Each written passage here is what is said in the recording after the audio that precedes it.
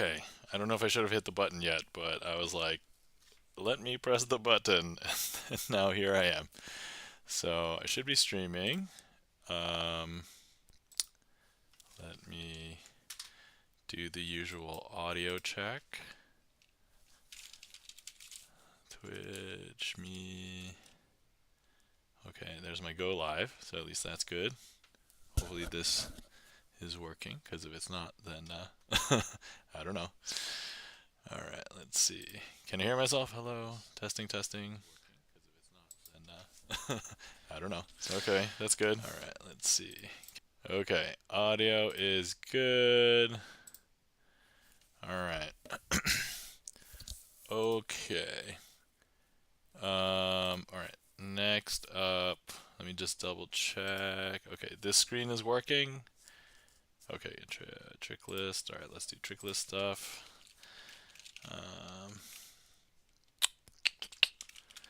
Hello, Turkey Blaine. Welcome in. How's it going? How are you doing today? Hopefully you had a good weekend.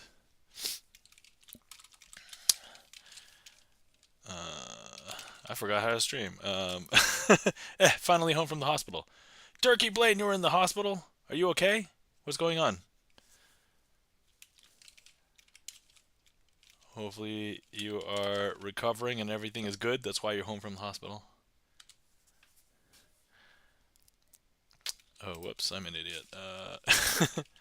Trick list. Chat.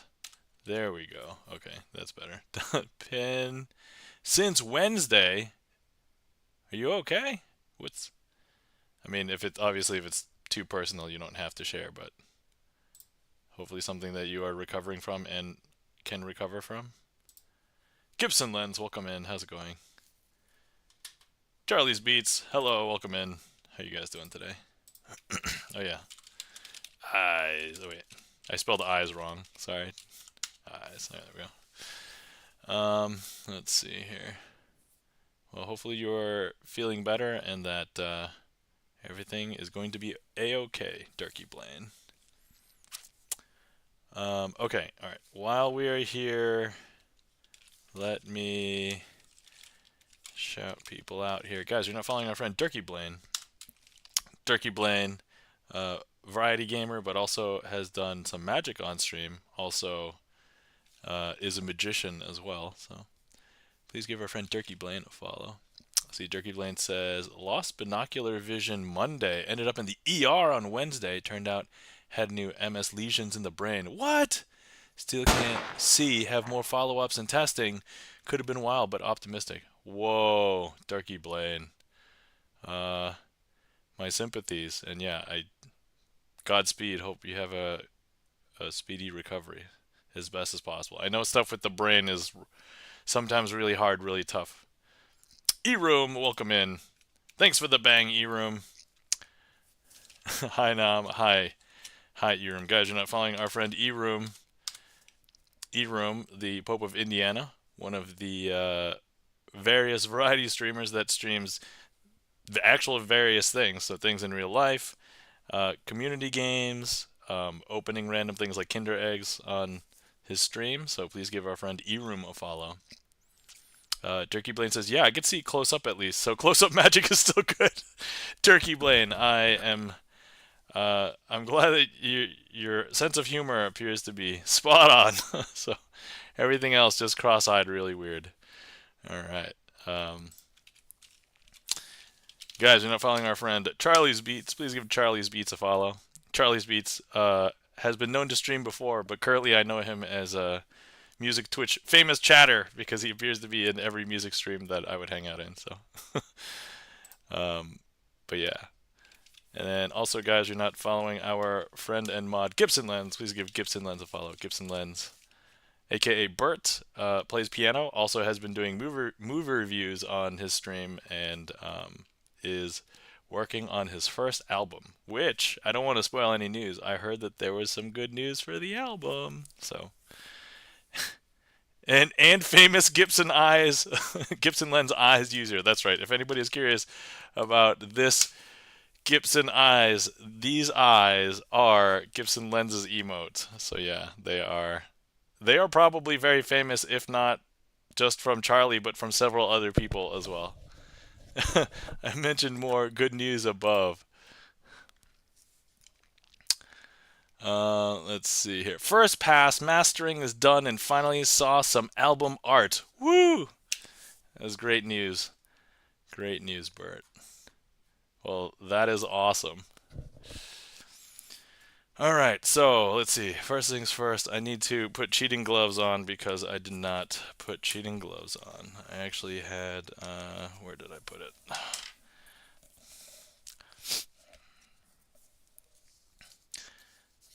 Actually, I'm not even sure why I am putting on cheating gloves. I was thinking I might recap my first gig. So, guys, earlier today, I went to my first magic gig.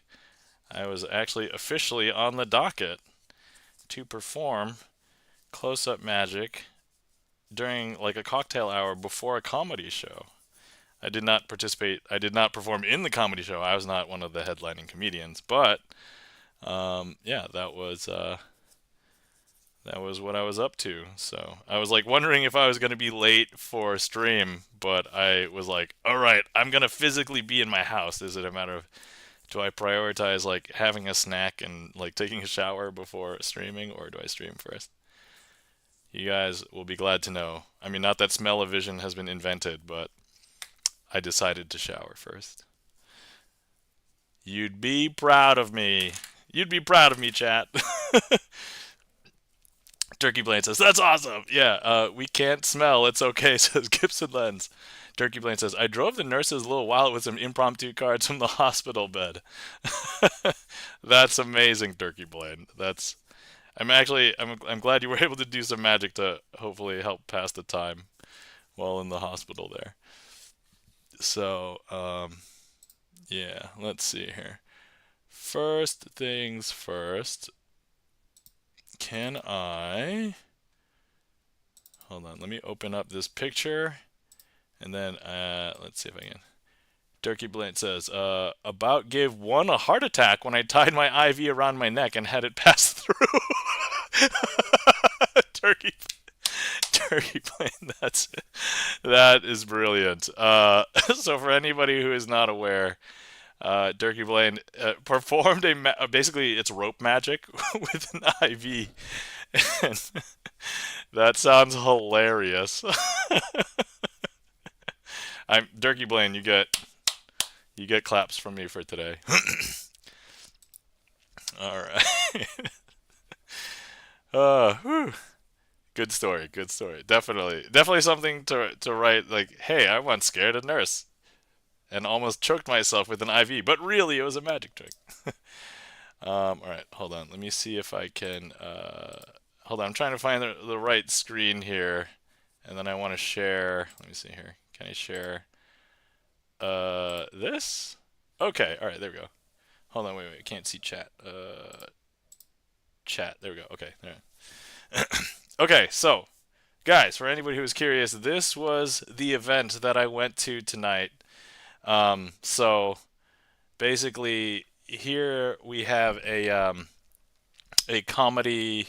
Basically, it's a comedy club called Comedy at the Carlson, and if you go to the website, I had no idea they were so active, but it looks like they have like 3 to 5 shows a week or more. And so I'm like, oh, well, okay, cool. So we had these were basically all of the performers, and actually, let me see if I can I zoom in on. Nope, that's not the one I'm showing right now. Can I zoom in on this one a little bit? Oh, okay, there we go.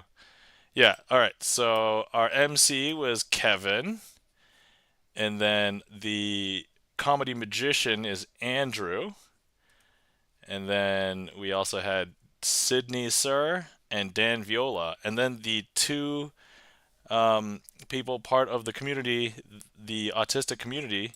So the event was Stand Up for Autism.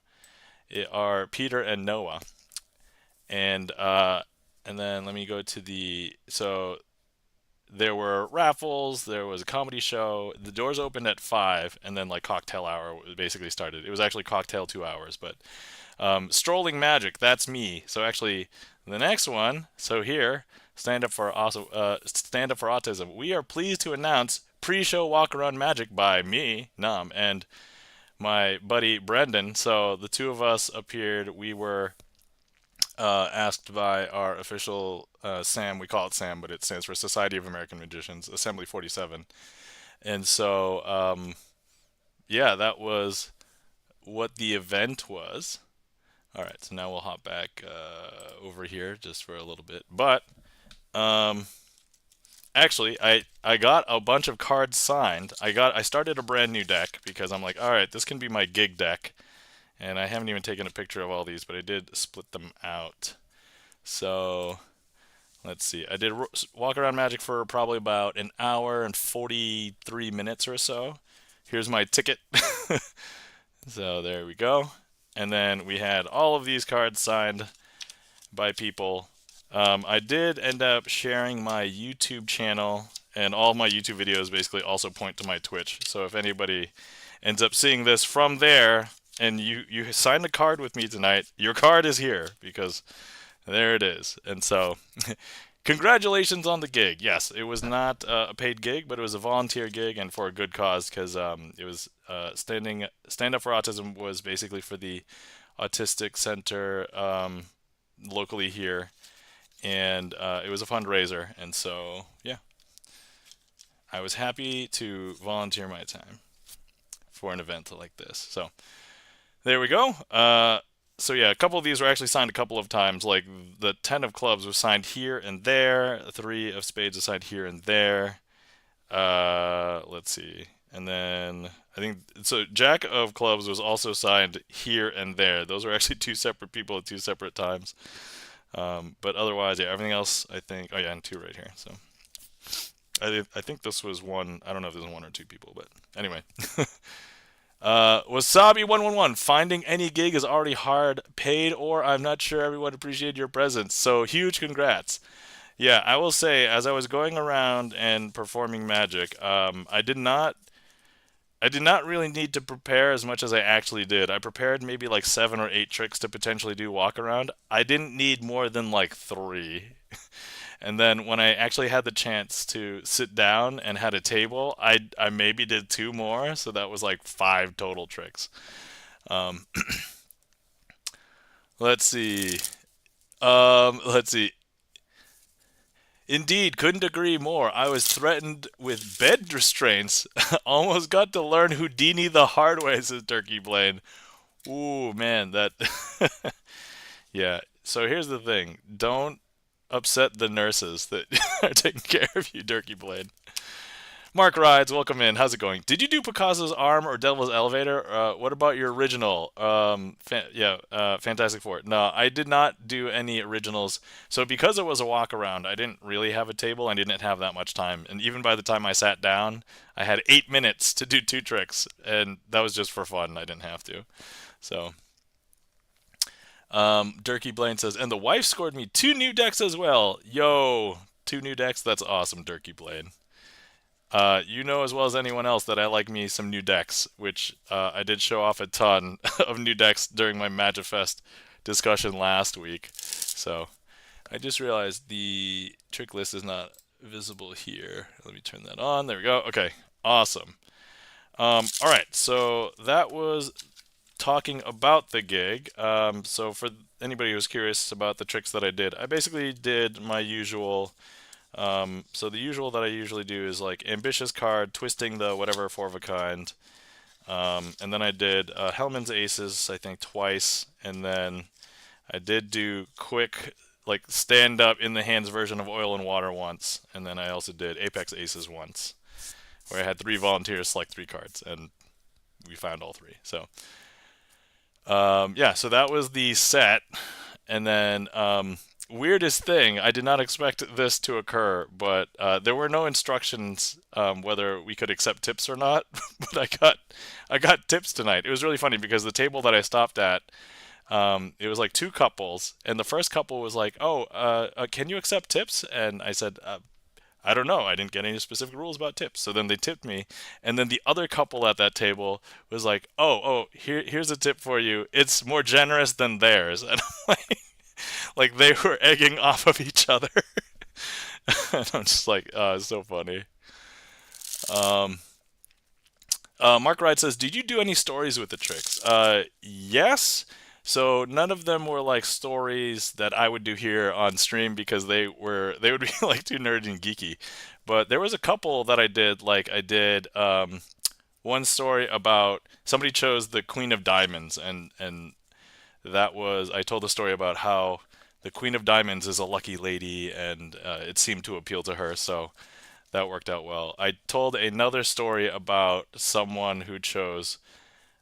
Actually, I think it might have been the Queen of Diamonds again, but she was choosing to go to the mall to go shopping, but every time she would leave the mall, then she would appear over here or whatever. So that was another story. I did do something interesting with so in my trick list it's called twisting the aces, but you can do it with like any four of a kind.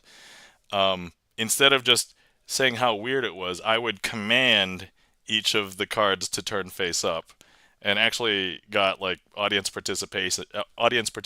So I would ask them, why don't you tell the nine of clubs or whatever to turn face up, and that was a fun way to make that interactive. So I did find out that a lot more people than I thought couldn't snap, so I switched over to having it be clap. And so some people clapped like, just once, like I would expect. Some people clapped two or three times. I just realized when I said two, I only did it once, but two or three times. And that was super funny because I called out, "Oh, did you hear how commanding that clap was?" There was actually one where I would tell one of the spectators, "Oh wow, that sounded very commanding." And then I asked the spouse, is she very commanding?" And then he would basically nod in agreement, and I was like, "Ah, okay, it's a nice little." Um, did you keep the tips or donate them to the S4A? So I ended up immediately converting my tips to the bar because I ended up while during the course of working, I got two drinks and I paid for the drinks. So basically, I converted them to end up going directly to the comedy club. Wasabi 111. That is awesome. I found the same problem with people trying to clap, so I have them touch the card or the deck. Yeah, or snap. That's right. Wasabi 111. I totally agree with the whole snapping and clapping thing because we were in the bar area, and so it was really hard to have people clap when they're holding their drink. So I think twice I asked, "Okay, here, let me hold your drink," and then they clap, and I give them back their drink. So maybe if that's a nice elegant solution, just having them like tap the back or something, because we did have one or two people do that. Lol. I also held the drink like far away. It's like I didn't want them to think. Also, I was kind of sick last week, but I mean, I'm feeling a lot better today. So I think my voice sounds basically normal, which is unfortunate because my kid is really sick and she can't go to school tomorrow. So. All right, so let's hop back here, and we've got. Let me see here. We've got some more pictures. Wait, let me go all the way. Wait. Okay. All right, here we go. So here, yeah, you guys can see this now. All right. Okay, so this was like when we first got there. So obviously that's me. This is Brendan, the other magician. And then this is Brendan's wife. And then this is Andrew, the magician that's in the show. He's the one that had the connection to the autism center and the one who basically put on this show and raffle and everything, and invited us out to do the walk around magic. And so we got a selfie. Like I was like, before it gets busy and everybody gets here, let's go ahead and get a selfie. So here it is. Um, and then here's Brendan in action doing some magic for a table. While it was still pretty quiet, I had hit up just two or three people that were just already there. And then this was like the biggest table that was there, so Brendan took that one. Um, And then, oh, so funny story. I ran into somebody that we knew from our Society of American Magicians. So she has been coming to the Society of American Magicians meeting here locally for a few months. She had taken a magic class at her university, which is the vice president of the chapter currently. And so she's doing hard card stuff. And I was like, yo, we need to get a selfie. But if anybody didn't know, I had recorded some a tips and tricks video for our friend Alchemmutation, and I had sent that off to Alchemmutation. Well, the thing that I wanted to show her was the thing that I recorded for Alchemmutation, so I ended up sending that to her. So anyway, so yeah, that was funny, and she actually brought a couple of her friends, and one of her friends ended up getting called on stage, so that was a fun time. Let's see. So I was sitting off to the side, and it was kind of like in the alleyway where all of the comedians would walk up to the stage, and so we got this nice, unique like look from the side. But I think I got like pretty much all of the performers. Mark Ride says, didn't want them to think their drink was disappearing. That would be funny. Walk up to someone as they would just ordered a fresh glass and be like, "I'll hold your drink. You need to clap." These cards, these cards, they turn around, the cards didn't move, but then suddenly their glass is empty. Mark Rides, that is a brilliant trick. If one day I get really thirsty for an alcoholic beverage, and just as long as I have the money to cover their drink, if they get upset about it, then yeah, great drink. Durkee Blaine says, makes me wish uh, Western MD had more magic groups close. Oh, okay. Is the other side of the state. Shake your head. All right, yeah.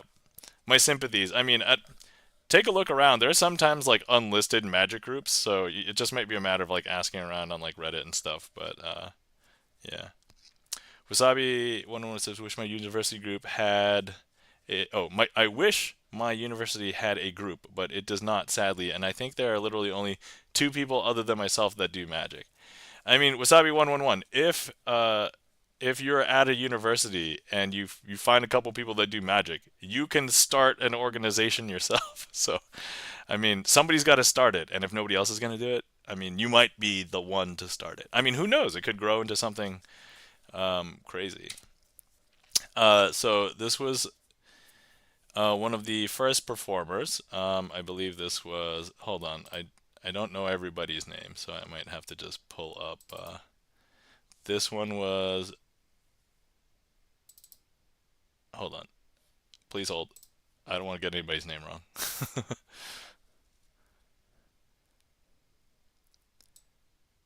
Actually, I'm not sure if he was listed on the docket. I think his name was Ryan. I don't know for sure though.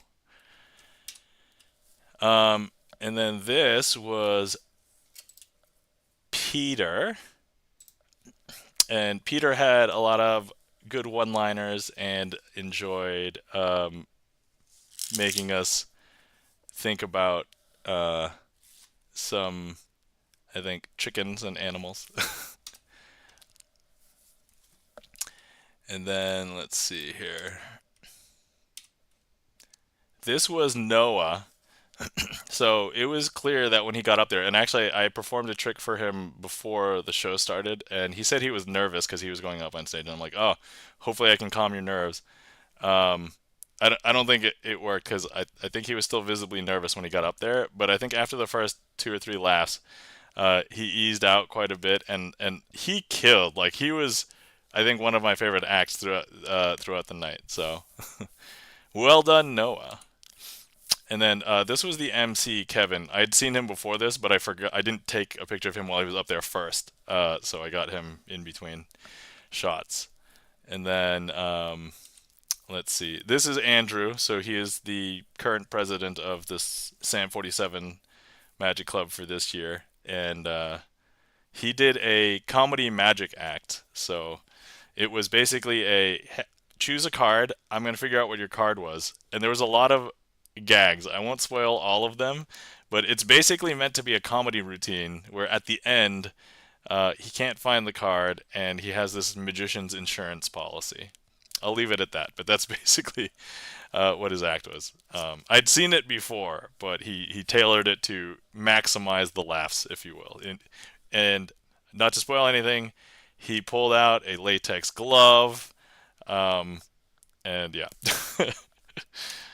Let's see. Oh, this was the poor girl that he called up onto stage to help him out, and one of the things she had to do was put on this strange contraption on her head. Yeah, look at that. So at this point, he's trying to get her to psychically or telepathically send her card to him. And then here's a pinata. Yeah, this I felt compelled to take these pictures because it was like the magic act. So I'm also going to share these with the magic friends. And then this was Sydney Sir, and he was funny, and I think he's famous as well. I'm not really around in and around the comedy circuit enough. So like the extent of my current like comedy consumption is like Josh Johnson on YouTube. That's basically the extent of my current comedy consumption. And then I think this was one of the headliners, Dan, and he had a lot of local jokes where if you're not from the greater Rochester area, you would not understand like the first quarter of his bit. So, but I laughed at them. They were good. So, and then I got a shot of everybody like at the on the stage like before they as they were wrapping up. And then this was almost everybody, and they actually called, so somebody was missing, aka it's Andrew. And now here's everybody with Andrew. So, and that was the show. So, I did not participate in any of the raffles, so therefore I wouldn't have won anything. But I probably should have participated because I looked at some of the buckets and I'm like, there's literally only 10 tickets in there. And I'm like, if I just bought like three, that was like a 30% chance of winning. But yeah, so Adam, welcome in. How's it going? I was just recapping my first gig and like the comedy show that happened afterwards, which is kind of funny because when I was at Magifest uh, last week, I was hearing that back in like the 80s and the 90s, basically magicians couldn't easily find work except at comedy clubs.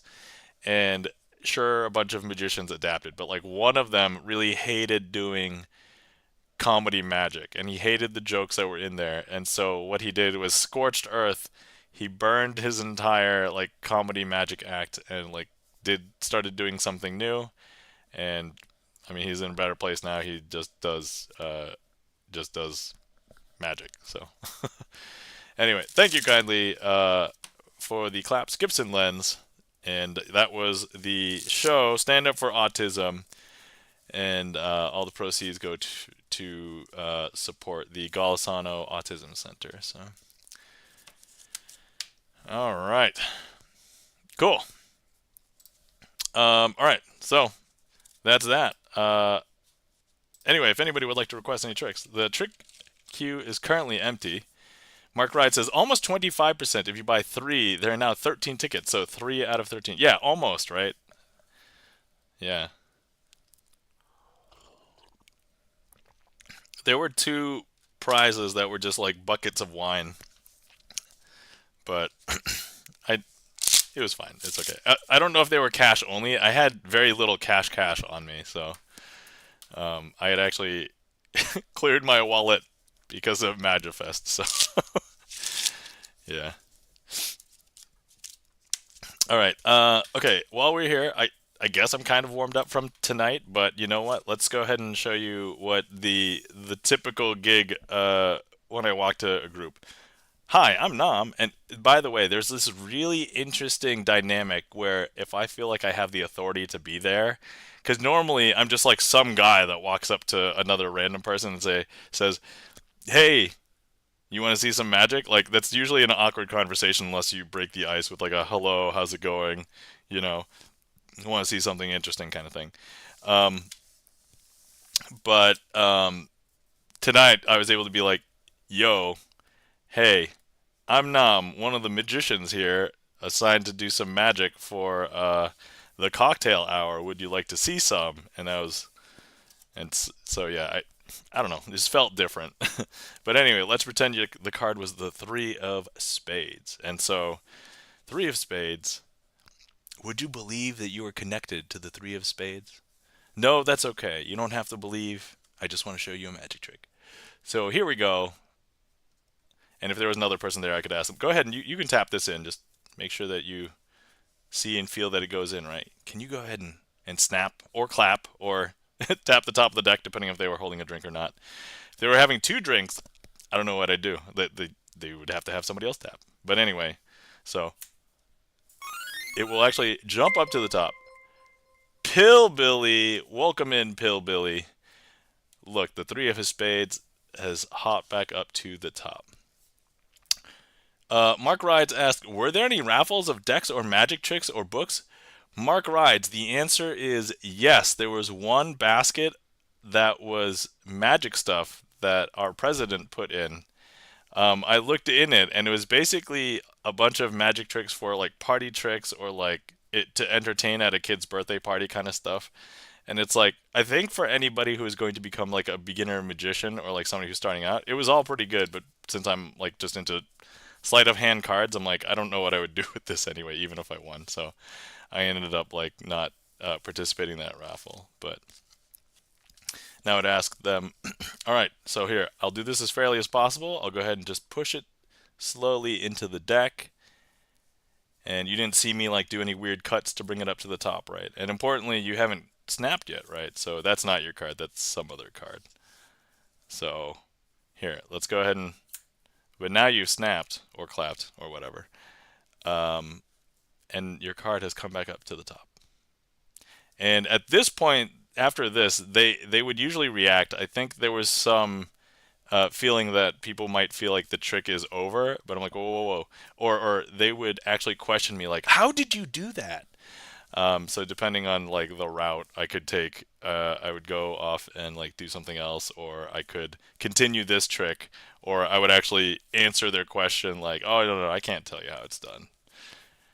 And I didn't say straight up no. I would give them the long-winded answer, like, "Well, magicians put in a lot of time to learn and practice these things, and blah blah blah, so on." But if the trick continued, I'll leave the card sticking out. I wouldn't switch it out, but you know that this is the same card because you signed it, right? And so there it is.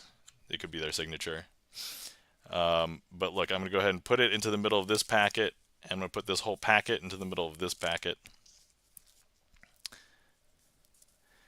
Pillbilly, what's the trick called? This trick is called the ambitious card routine. So, yeah, that's the name of this trick. Or at least this is my handling of it. The ambitious card routine is one of those really modular tricks that a lot of magicians who do things with cards might do, and they do it differently because you can build different layers. You can make it as long or as short as you need it to be. You can make it as difficult or as easy for you as you would like.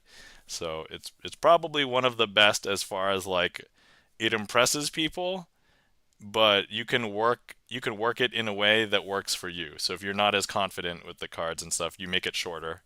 And then if you're like, oh, I really love working with this trick and I love doing it, I'm gonna do it longer, right? That is pretty smooth, yeah. And so look, and at this point, I would tell them, all right, so the card is in the middle. Some people think I'm hiding it on the top. Some people think I'm hiding it on the bottom. But no, not until you snap.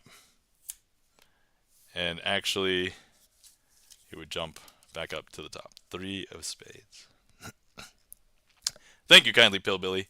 Welcome in, Pillbilly. Um, did we meet in real life tonight, or are you new to Twitch or new to my channel and just finding out about me today? But anyway, yes, that is called the ambitious card routine. I actually have a trick list which is currently pinned in chat, and if you want to look at the bunch of names of tricks, if you don't know what tricks are, then I mean, picking any random one is going to be just as good as anything else. But I'll go ahead and put that in there, and then that was the one that I just did, so I'll clear that out. And then let's see.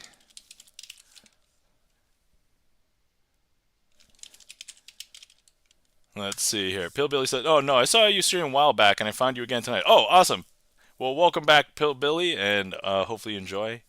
Yes. So, and if we haven't met, hi, my name is Nam, also known as Crazy Asian, spelled this weird way in chat, and I like to do sleight of hand card magic. So there we go. Wasabi, how did you do that? I did it pretty well, or I thought so. Is one of my responses. Oh, Wasabi 1-1. That kind of response didn't even occur to me, but that's a good retort. I would, you know what? I'm gonna file that away. I'm gonna think about it, and if I use that. Did you? Let's see. Mark Ride says, "Did you admit Itch's sleight vat at least without revealing the sleight, or did you tell them that you sold your soul to perform the trick?" I did disclose to people. So there were actually some people that were there that were autistic. So I didn't want to like mislead anybody, whether anything was like black magic or sorcery or deals with the devil or anything. So I did disclose everything is sleight of hand. I did equate it a couple of times to being like being a musician, right? And like playing a nice piece of music. And so, you know how they're playing that instrument. They're pressing keys or plucking strings at like this exact sequence in this rhythm, and that's and I just equated it. That's what a magical performance is. It's basically that, except you just can't explain some stuff. Like that's basically it. Um, and so yeah, but good question, Mark Rides. Good question. Did you admit it was? Yeah, I did. I did admit it was. So, all right. So the follow up to that would be, so I would normally do twisting the aces, but twisting the three of a kind. Sorry, the four of a kind. So I'd find all the threes. I see your request, E-Room, but we're gonna do this. You know what, E-Room? Look, you signed this one, so there you go. We're gonna do a trick with your card because we happened to choose a three earlier. And so here's what we ended up doing. I would actually go into this trick, and this is kind of like my usual. And if you saw me at TwitchCon, I basically did these two tricks like 90% of the time. But look, I want to do something interesting where I turn up all of these threes face up. But I don't want to do it like this because that's how normal people would do it. That's not magical. Um, so I have to do it a different way.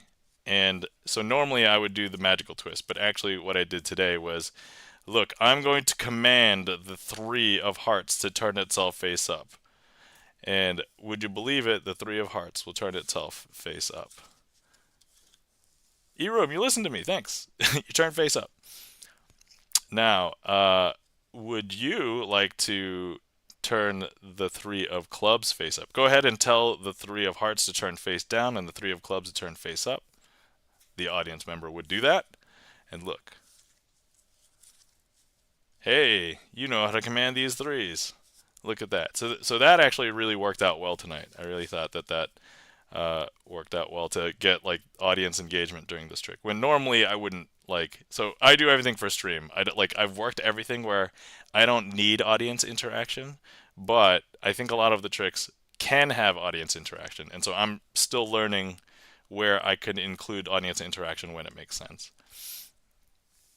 And now I'm going to go ahead and tell the three of diamonds to turn itself face up. And there we go, the three of diamonds. And then we have one more, the three of spades. And the thing is, I think the three of spades is tired from the last trick. And so, look, even if I told the three of spades, turn yourself face up, and it would not. And this was a great time to ask the spectator, hey, can you hold on to this packet? They would hold on the packet. I'd have somebody else or the person who did the last trick to snap their fingers or clap over the packet. It's like, go ahead and tell the three of spades to turn over. I think it'll listen to you. And they would then, I would say, go ahead and spread the cards in your hands. Like I wouldn't touch them at this point. And they would spread and they would see, and there were so many like reactions at this point. I think that worked out really well. So.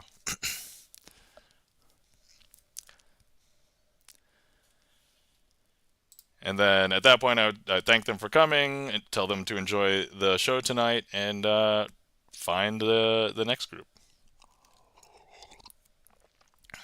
There were a couple of times where there was a couple of people overlap, so I'd either do first trick, second trick, first trick, or like second trick, first trick, second trick. And then there was once where I included the third trick, but only because there was a bunch of people that were like, we just saw the first two. I knew that like this subset of three people had seen the other two tricks over there, so I was like, okay, let me do this third one, and then it was fine. It was all good.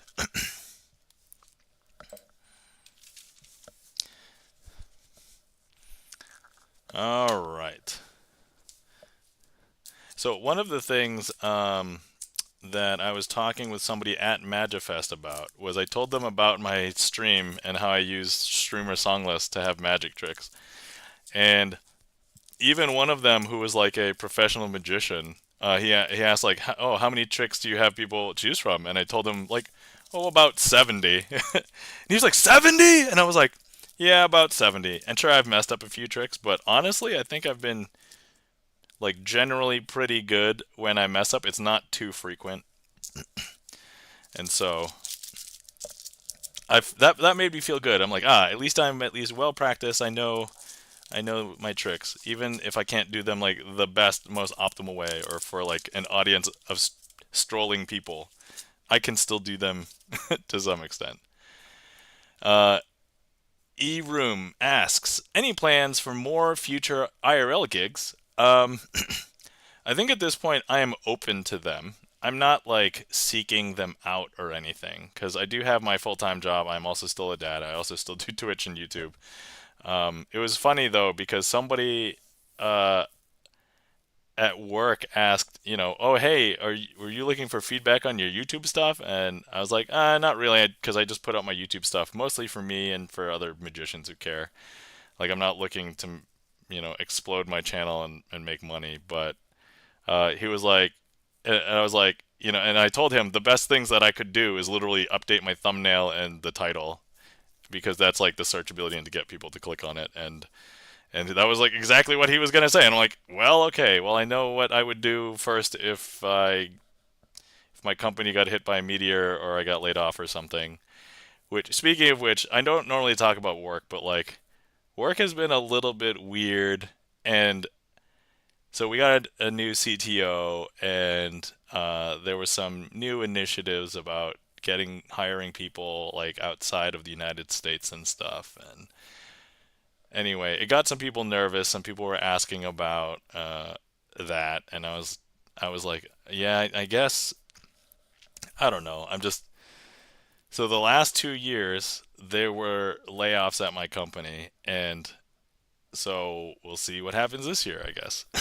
But anyway, worst case scenario, if I ever had to look for a job, I think the fact that I could put magician on my resume and hopefully that it would at least get me to the interview process. So that's what's a CTO? The Chief Technology Officer. That's CTO. eRoom. Cool. I'm sure it was fun. Yeah. So long story short, I'm open to it, but I'm not seeking them out. I did give my YouTube channel to a bunch of people. So worst case scenario, they can find a way to contact me. I'm like plastered all over my social media. So Pillbilly says, any tips for beginner tricks? I do. You know what? I can give you a tip for a beginner trick. I can even show a beginner trick.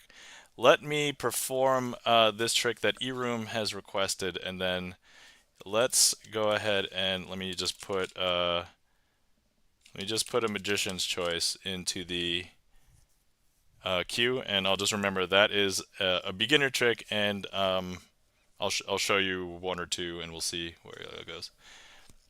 Wasabi111 says, big tip is to learn self-working card tricks so you can focus on how to perform better, and that way you're not as focused on the raw sleight of hand portion. You know what, Wasabi111? That is actually a really good tip. I do like that. So if you just want to get started doing magic and you don't want to worry about like doing hard stuff, there are like math-based self-working tricks that you can learn. I happen to enjoy doing sleight of hand, so a lot of my tricks, almost all of my tricks, are basically sleight of hand based.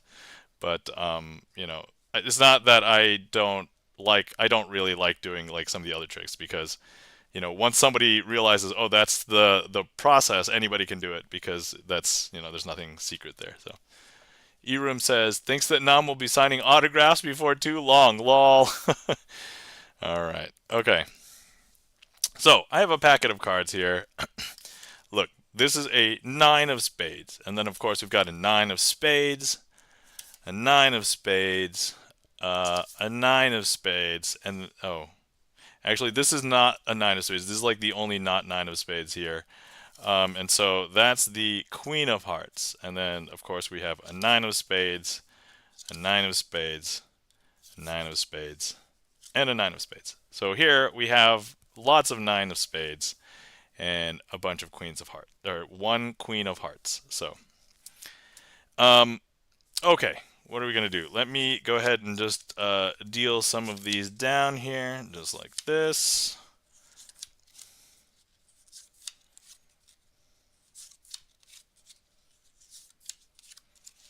Okay, and here's our Queen of Hearts. Now, would you believe that this Queen of Hearts has the power to turn a 9 of spades into a Queen of Hearts? I know, that might be tough to believe, but look, all you have to do is just, I don't know if you could tell, but look, now that 9 of spades has turned into a Queen of Hearts. Now with the power, with their powers combined, they are no, I'm just kidding.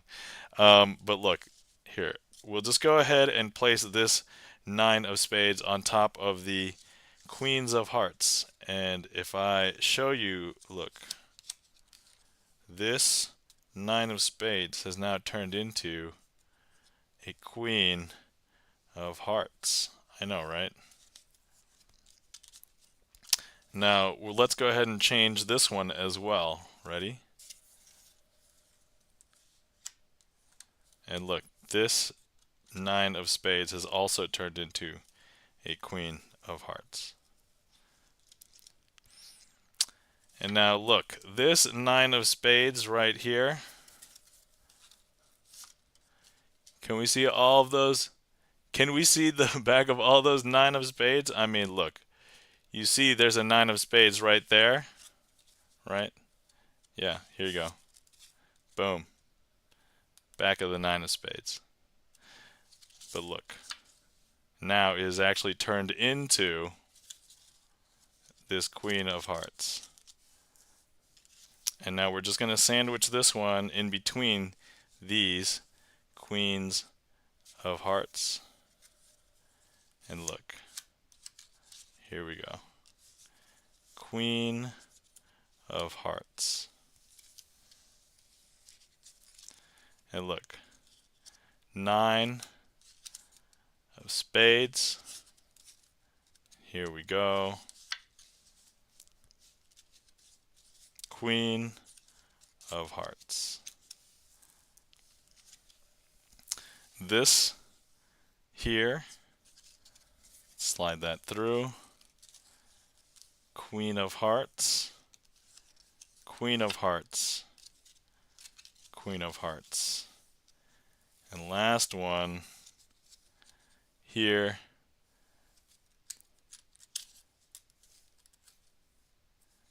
Okay. Let's actually go ahead and turn this 9 of spades face down.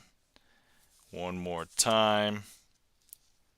We have here Queen of Hearts, and Queen of Hearts.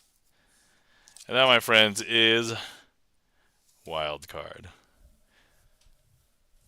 E-Room, thank you so much for that request. Hopefully you guys enjoyed. I know I did that a lot slower than I normally do, but I think I'm just in the mood tonight. Like, I'm just like doing everything. Like, I was doing stuff so fast earlier, and I'm like, I'm going to do stuff slow now. Like, hopefully that was okay. Mark Wright says, wow! E-Room says, nice one! Thanks, E-Room. Thank you kindly for the claps. E-Room, thank you kindly for the applause. And Pillbilly says, heck yeah! But are they all the same back? They're all the same back.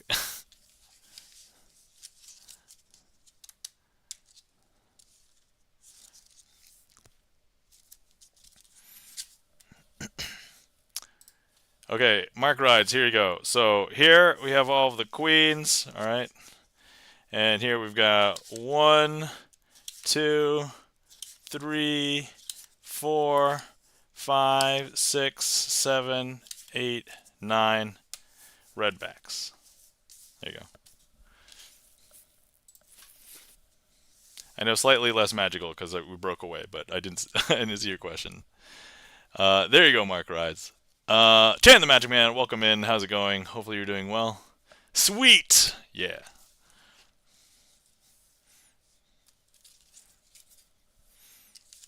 Mark Rides, if you are learning magic, if you want to learn this, it is called Wildcard. So, there you go. Alright, let's see here.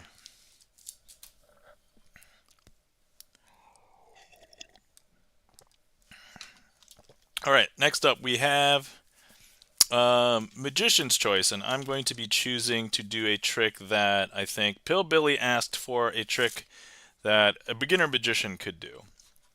Okay, so let's start with something pretty easy. So this is one that I used to do even before I got into magic, and there are a bunch of tutorials on this too. And I will. So if anybody doesn't want to know how this trick is done, it is a trick called the key card principle. I know I'm kind of exposing this, but you know what? I very rarely use this anyway. So even if you learn this, I don't think it's gonna mess anything up with me. But this is one of the first tricks that I learned like in elementary school, and I'll just perform it first, and then we'll break it down and show you everything. And this is kind of like the basic thought process. So if anybody has heard about the keycard principle, this is exactly. Wasabi111 says, I fool magicians with this as well. You know, if you dress this up just slightly differently, magicians don't even know you're doing the same thing. So, all right, here we go. I'm going to go ahead and spread out the cards. And Pillbilly, are you on desktop? Because if you are, you should be able to click directly on the screen, and it will put a heat map marker on the card, and that will be the selected card. So if you're on desktop, go ahead and click directly on the screen. If you're not on desktop, let us know. We'll have somebody else pick. Let's see. Is that for wildcard, the key card principle? Mobile? Oh, okay. All right. All right. If there's anybody who would like to select a card, go ahead and somebody select, click on a card directly on the screen. Sorry, for mobile, it's not my fault. It's whoever made the extension for the heat map. I guess maybe there aren't like mobile things. All right. But, all right, so here we have a card selected right here. So I'm going to go ahead and push that out. I'm going to go ahead and close my eyes, turn my head, cough. You guys can take a look at that, make sure that you know what it is. I'm going to turn it back down. I'm going to turn my head back. Okay. All right, excellent. And now, all right, E-Room's got it. Excellent. Go ahead. We're going to go ahead and lose this card into the middle of the deck like this. We'll close it up. And at this point, if we want, we can hand off the deck. Somebody could cut it if they would like. So let's say they cut it there. Hand it to somebody else, they can cut it there. And just so long as they do straight cuts, I don't have to look at it. They can do cuts. And at this point, I will hopefully still be able to find your card. And so if I was present with E-Room, I would be like, all right, E-Room, look at the cards, and I'm going to watch your eyes. You know, the thing is, you might be able to lie to me, but your eyes don't lie. Obviously, I can't see E-Room's eyes right now, but that's what I would say. And here's what we're going to do. First, I'm going to get rid of this heat map. Ready? Delicious. Okay. All right. So now I'm going to slowly turn over all the cards. Even if you see your card, don't react. Okay. So here we go. Funny that I said E-Room, even if you see your card, and literally E-Room's card is the first card. Don't react. Lol, says Astroheart. All right, and I would basically make this into a long chaining thing. Now, there's a couple of things. You can arbitrarily stop anywhere, or basically go until the very last card, but I just like to stop, I don't know, once I've made this snake here. And I tell them, I bet you the next card that I turn over will be your card. And sure enough, everybody's like, no, no. Because secretly, they know what I'm going to do next. Well, they don't know what I'm going to do next. And so I'll fake turning over this one. It's like, okay, the next card I turn over will be your card. Ready? And I grab their card, and I turn it over. And that is a card trick where you can find their card based on the key card principle. So, thank you kindly for the claps, Alstro Art. Alright, so let's break it down. For a beginner, this trick basically requires almost no skill. You just have to be able to remember a card, not theirs. You just have to remember a card, and then you can figure it out. So, let's go ahead and break that down. If anybody wants to know how that's done, we will do that, because this is not so much sleight of hand as it is like trickery based on information that you know about the deck. So, first things first, if you wanted to help somebody else convince that, you can really do this trick, you can shuffle the deck. You can give them the deck to shuffle. Doesn't really matter. And then at some point, you tell them to go ahead and pick a card. So for this purposes, I'm going to tell you how the trick's done, so it doesn't really matter to know what it is, but usually when you're doing the trick, you don't want to know what it is. So at this point, you tell them to look at their card and remember it. What you are secretly doing as the magician, you are going to remember what card is on the bottom. And so I'm remembering the Jack of Hearts right now. Okay.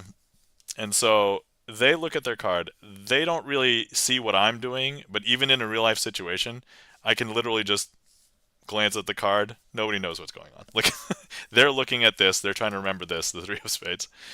And that's all I'm doing. I'm remembering this card. So now they hide it. And when I tell them to put the card back in the deck, I arbitrarily just cut somewhere in the middle, so that when they put their card in, I'm going to put the card that I remember, which is the key card, in this case, the Jack of Hearts, on top. Wasabi111 says, doing an overhand shuffle also gives you perfect opportunity to glance at the cards. Yes. So the overhand shuffle is this. And so there are ways in which when you were doing an overhand shuffle, you can still control the card. I am actually, so even right now, I know where the Jack of Hearts is right now, even after a bunch of overhand shuffles, because it's still in the bottom.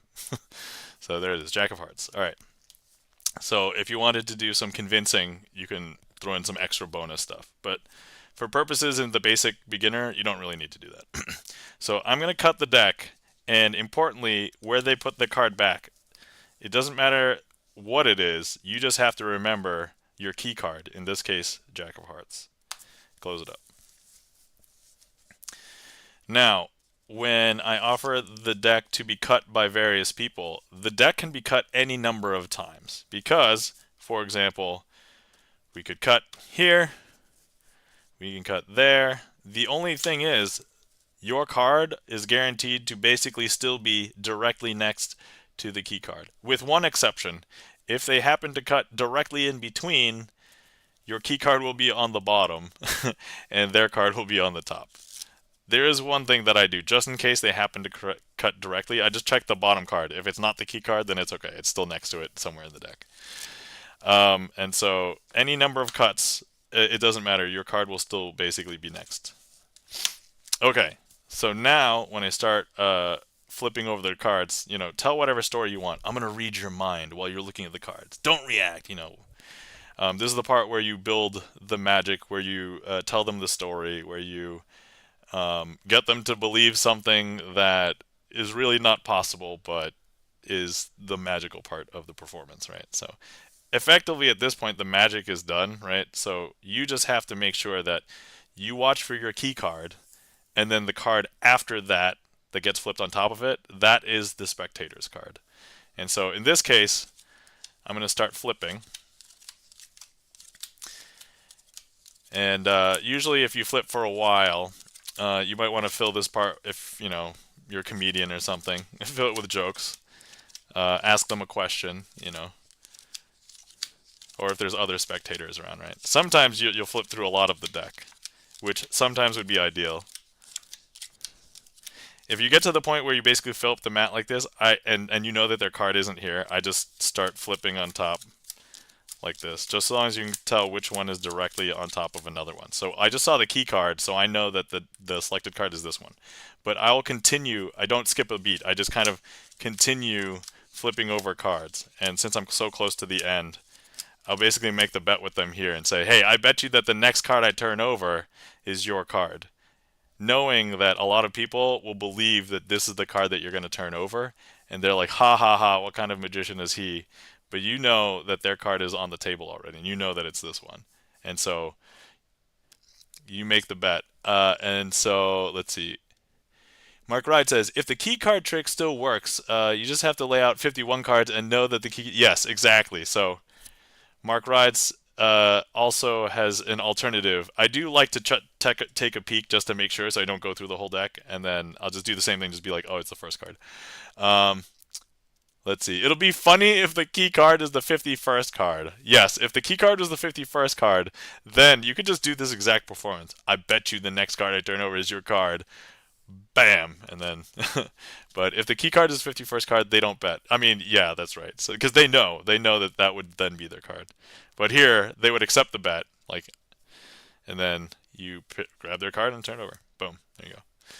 So that is a good beginner card trick where it's not too much technical stuff to remember. Basically, everything is in the presentation, and you can change this presentation. You can kind of do anything you want with it. I've seen some people present it in drastically different ways. So you can, if you know some other advanced tricks, you can pull out their card and a few other cards and do another trick with it. So that is a beginner trick. So let's see what else. For beginner tricks, there is one more that is kind of a math-based one. So let's see. Pillbilly, you still there? Let me know. But thank you. Oh yes, okay. Excellent. We'll give you one more Pillbilly. So this one I've kind of done on stream a couple of times, but let's do the fast version. So first things first, we have 9 cards. Don't tell anybody that you're pulling out 9 cards, but pull out 9 cards. Then you have them pick any card. So they could legitimately pick. You can even let them look at all of the cards. So let's pretend it was Chan the Magic Man, and he pulls out the Queen of Clubs. Now, it doesn't matter at this point. Take back all the other cards and tell them to put it back into the packet. Make it seem as though you're putting it into a random place and just pull off some cards. Where you're actually going to have them place it is a very specific position. And so they'll place it here. And now, at this point, you can have them name any card. They can name any card. What I like to do is just name any one of, well, don't have the jokers in there, but name any of these cards, and we're going to spell the card name. And so let's pretend they choose the 9 of diamonds. And so you use this packet to spell 9 of diamonds. N-I-N-E. For every space, you just put the whole packet on top. Of, O-F. And then diamonds, D-I-A-M-O-N-D-S.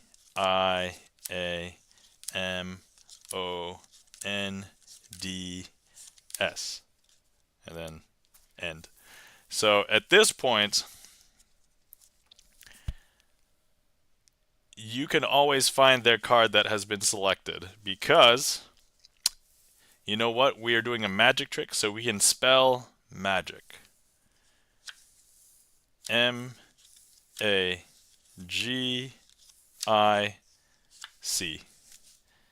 And this is their selection.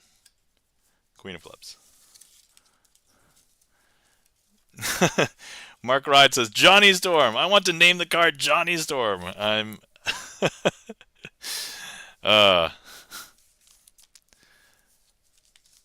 Thanks for wanting to name a card Johnny Storm, Mark writes. Alstro Art says math. Yes, so this is a math trick. Simple but effective, says Wasabi111. So yeah, there's another way I like to dress this up, but I feel like that for somebody who's new, the presentation is tougher. Anyway, so you're going to know where their card is. Let me just put the... So what I would do is I would lay out the cards in a 3x3 grid, and then we do this funny thing where, you know, I'm going to point to 2, you're going to point to 2, we'll each eliminate some. So here, eliminate one of those, they eliminate one, they point to 2, they point to those, I eliminate this one, and so on until we get down to their last card, which will be this card, and then it'll be there. So that's another way to do that. But so let's break that down a little bit. I didn't really explain it, but so first things first, you start with 9 cards. Here it is. And you are going to go ahead and have them select any one of these. It doesn't matter which one they select because that's so funny. The 3 of spades is coming back today. So when you have them place it back into this packet, make sure it is third from the top. Okay, so 1, 2, and then their selection, and then the rest of the packet. Okay, but you don't want to make it seem obvious that it's going back into third position. It's just some random position. So what I like to do is just, all right, here, go ahead and just put it back into the packet. Boom. They put it in, you close it up. And now you tell them to pick any card and you spell that card. Jack of spades. Now, after this spelling, so they can literally pick anything that is not a joker. So that's why you want to take out the jokers for this, because the joker won't work. But anything else will work. And if you want to do the math, I broke it down one time. But long story short, after the whole spelling, you will know exactly which position their card is in. So in this case, Jack of spades. J-A-C-K of O-F spades. S-P-A-D-E-S. Spades. There we go. And now you know that their card is going to be exactly in the middle. It is the 5th card. It's the 5th card from the top. It's also the 5th card from the bottom. So it's directly in the middle. So that's their card. In this case, 3 of spades.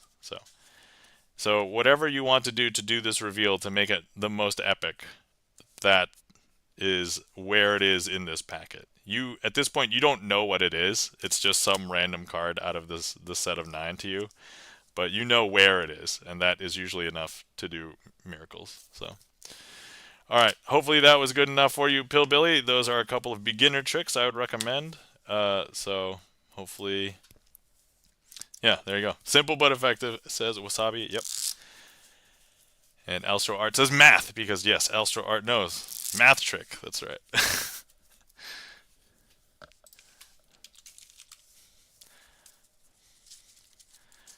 Okay, all right. Pillbilly, awesome, thanks. Thank you for the thumbs up. Hopefully you find that helpful. And yeah, you get started with those if you would like. There are other tricks as well. I just gave you the ones that I knew that were probably easy enough. Okay, let me go ahead and get ready for this next trick here. I'm just pulling out. Okay, there we go. All right, so this is requested by Charlie's Beats. Thanks, Charlie, for the request. And so here we have. I was just finding the 4 kings. All right, so here's what I want to do. Let me go ahead and introduce you to all the kings. Mark Wright says, but won't the card they named change the number of movement? Jack of spades is 12 letters, but the 2 of spades is only 11 letters. So long story short, when you do the math and you name any of those cards, because of the number of cards in the packet and the fact that there is all of the cards are in English are of, after that whole progression, it will always end up in the same position. It will always end up in the 5th position. So if you want to do the math on that, you can. I did the math once, and I'm like, okay. So it does work out. You can logic it out. So, all right. So here we've got the king of spades, the king of diamonds, the king of clubs. Oh yes, and Mark Ride's king of hearts. All right, so here we've got the 4 kings. Now, Wasabi says the first thing you spell will have more than 3 cards dealt, meaning that the card moves to the third card from the bottom. Wasabi says hopefully that makes sense. You can also put the card face up when you try and get a better intent. Yeah, yeah. Actually, if you do the counting with the card face up, you'll understand it a lot better. All right, so here we've got a 4 kings, and actually this is called invisible hands, which is kind of like a portable version of invisible palm. But look, so I've got 3 cards over here, 1 card over here. But look, if I just shake, all I have to do is shake. And I don't know if you can see, but actually one of those cards hops from this hand over to this hand. I know, is that weird? That's super weird, right? But that's okay. If you missed that, we can go ahead and do that again. So here's what we're gonna. Very nice, says Wasabi111. Yeah, what's the trick called if I want to Google it and that was rather fast when you grasp all the steps? Oh, I don't know what that's called actually. If anybody in chat knows, I've just been calling it the counting trick. But if you actually, yeah, yeah, I'll take a note after this. All right. So here now we've got 2 and 2, and look, if I just go ahead and I shake, Wasabi11 can find it for you. Okay, great. Thanks, Wasabi. I don't know if you could tell, but one of those cards melts from this side over to this side, and so now there's 3 over here and 1 over here. Okay, so now with these 4 kings, what I want to do is something interesting. Actually, let me. So here we've got the king here, and actually, what I want to do with this is, sometimes when I do this trick, normally I would perform it with maybe something else besides kings, and so perhaps if you were in a situation where you had to choose between kings and aces, I think a lot of people would probably choose aces. Now, normally when I perform a trick and somebody requests it, in this case Charlie's Beats, I would like to choose the card that Charlie has selected. And in this case, I should have used the aces. And so, I don't know if you can tell, but look, that king has turned into an ace. Actually, here's Charlie's Beats, ace of spades. And that, my friends, is invisible hands. Thank you for the request, Charlie.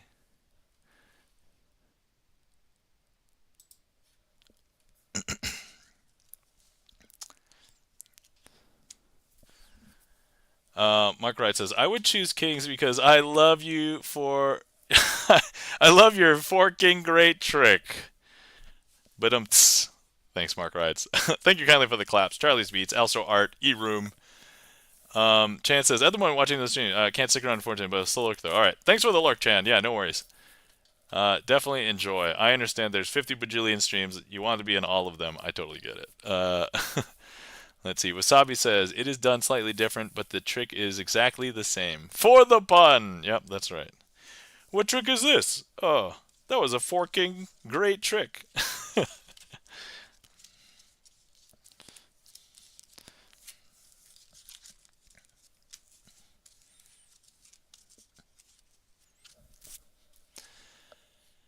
Alright, let's see here.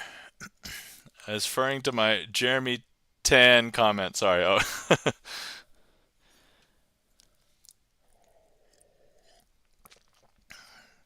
Guys, if you've been sitting around for a while and you haven't hydrated, please feel free to hydrate. Actually, today I am not using one of my usual single color mugs. I'm using my penguin one. So there you go. If you guys like penguins, there it is. It says Sea Breeze because it comes from an amusement park that is local to the area in which I live. So, Alstro Art says it's called low down triple dealing. Is that what it's called? Apparently, okay. Because I've never. So I learned it. Where did I learn it? I think I learned it organically from maybe somebody else, and then I did find some videos on it, but they were just called like counting tricks generically. So. All right, I'll have to check that out later. So I like to have the source material for my tricks in my YouTube videos. So let me just gonna note that.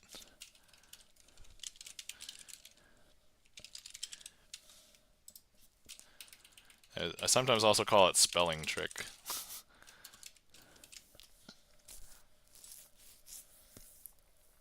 The generalized principle is called count out and transfer. Oh, okay. I think I might have come across that before, maybe. I searched on YouTube by self-working tricks with 9 cards. Yeah. Oh, okay. All right. That that makes sense. That'll be the one that comes up. Absolutely. All right. Found magic, the 9-card trick. That should be sufficient. Yeah. All right. Let's see here. That was this. Actually, next one I want to do is all right. Let's put that in. Okay. Okay. All right. So we have the 4 aces from the previous trick, and so I'm just gonna use those. All right. So first things first, let's introduce you to the ace of. Oh wait. Hold on. No. I do this differently. I introduce these cards like this. All right. First we have the ace of clubs, the ace of hearts, the ace of spades, and the ace of diamonds. All right. There we go. Now, what we're going to do with these is we're going to do something interesting. So, look, if I go ahead and oh, sorry. With these 4 aces, I want to do something interesting. If I turn over 2 of these aces face up and keep the other 2 face down, when I close them up, you would expect if I count through the cards, you'll be able to see 2 face up, 2 face down. But look, you will now not be able to see that because all the cards appear to be face down, right? I know, super weird. Look, if you missed that, we're going to do it again. I'll put up 2 aces face up, 2 aces face down. We're going to close it up. Turn it over. You would expect that if I was counting through them, you could see 2 faces, 2 face up, 2 face down, but they're all going to be facing the same direction. I know, is that weird? That's super weird. Now, basically, normally, like in the last trick, I switched from using the kings to the aces. But this time I'm using the aces. However, Mark Rides had called out that he liked when I do 4 king tricks. And so perhaps instead I should do a 4 king trick. And so look, if I go ahead and I just, one of these aces will turn into a king. Actually, if I do it again, another ace will turn into a king. Look, here's Mark Rides. Actually, if I turn all of them into kings, so here we have our king of hearts, king of clubs, king of diamonds, king of spades, and that, my friends, is a quality 4 king trick. Now you're probably wondering, where are all of the aces? And to that I would say, some people believe that they're on the top. That's not the case. Or on the bottom. But actually, we swap places with them. They're actually, let me see here. They're actually here in the deck. There are 4 aces.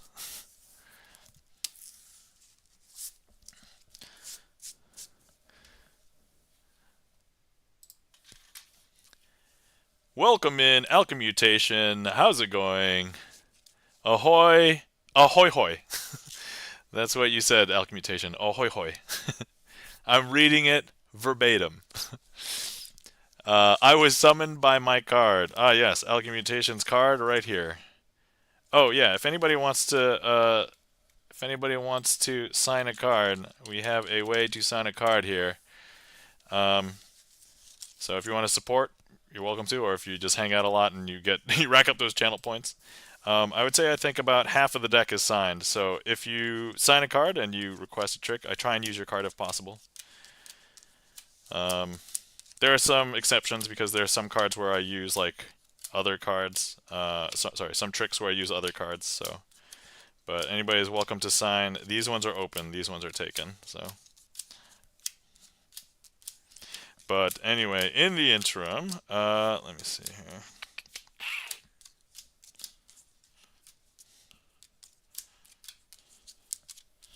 Okay, whoops, not that one. Lol, I'm at 14k CP, saving up again. Oh yeah, saving up again. Well, you'll certainly save up enough before we get to the next deck, so that's perfectly fine. Yeah. So, alchemy mutation. You can't sign another card until we until we get another deck.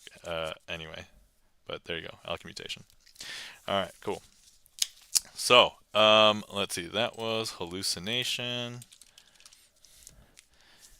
Thank you kindly for the claps. E-Room, Chan the Magic Man, Elstro Art, E-Room, and Wasabi111 says, nicely done. Thanks, Wasabi111.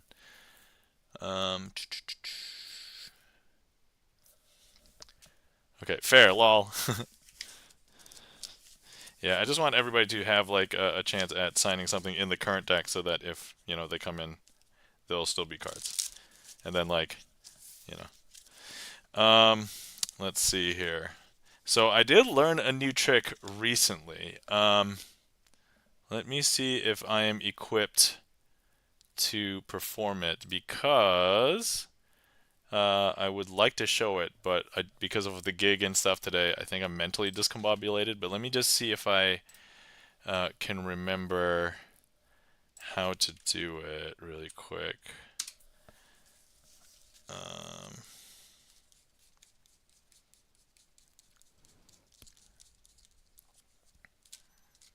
Okay, so we've got these, we've got that. Okay, all right.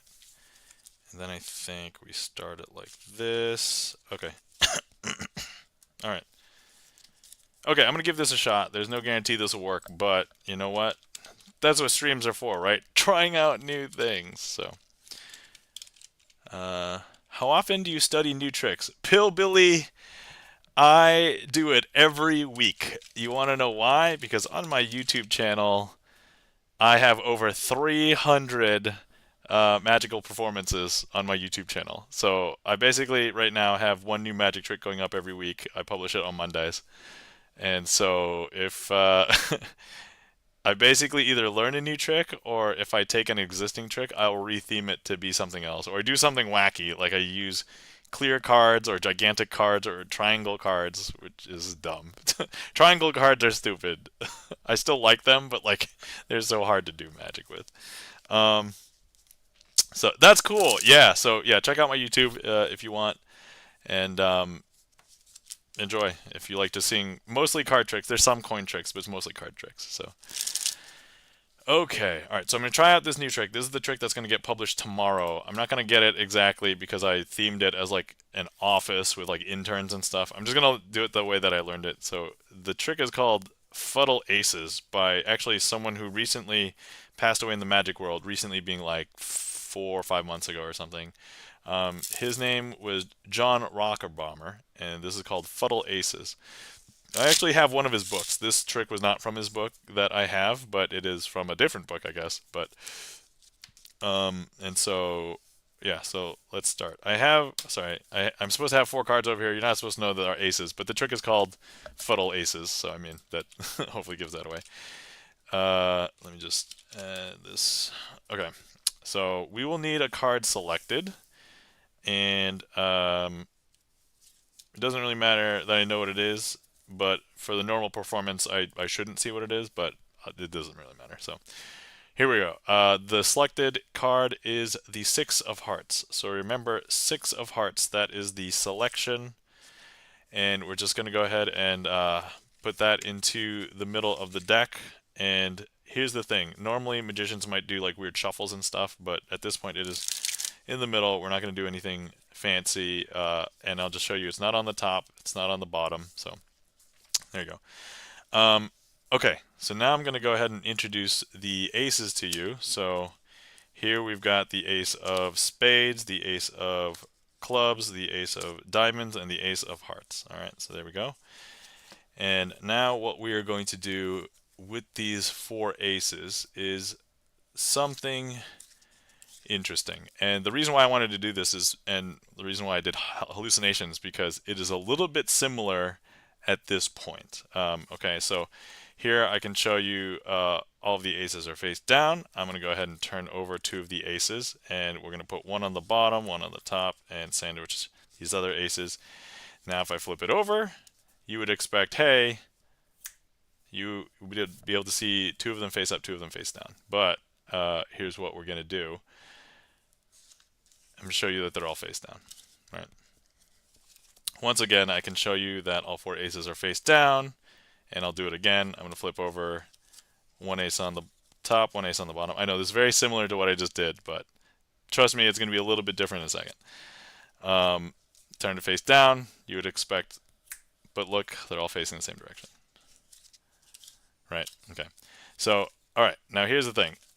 We have the 4 aces. Now this time, instead of putting these 2 aces face up and on the top and the bottom, I actually want to put them face down and in between these cards here, like this.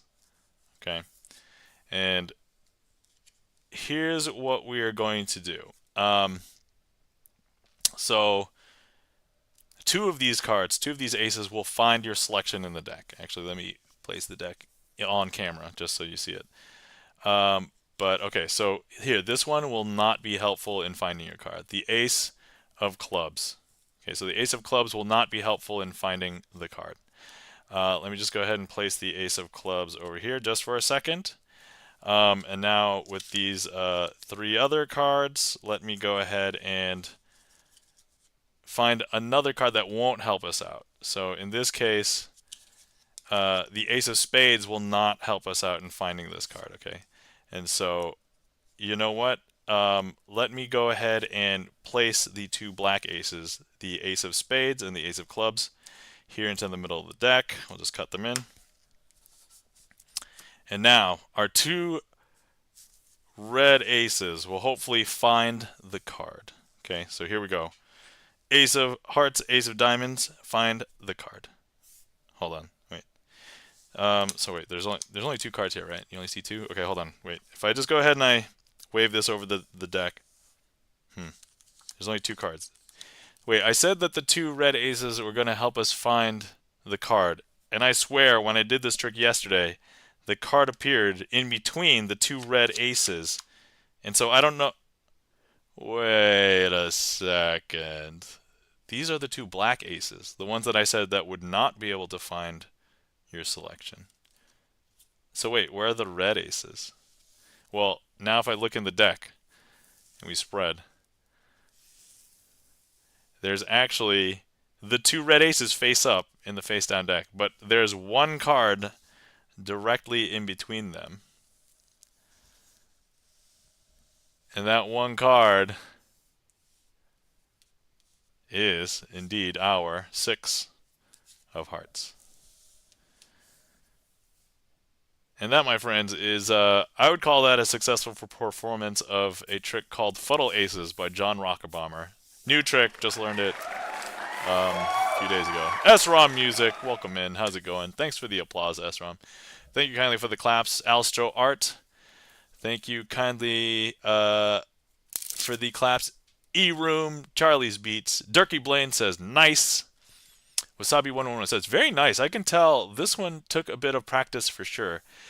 Yeah, so if I was to equate that trick to a bunch of other things, so there's definitely some like twisting the aces type plot. There was some like hallucination like driven stuff. I kind of adapted it to be more similar to that so that I could just do my thing. So when you watch the original version, there's a lot more like displacements that I didn't like, so I just basically reworked it to eliminate all the weird displacements. And so, yeah, that is absolutely my handling of the original trick, which, to be fair, the middle part is like a huge departure from what the original trick looks like.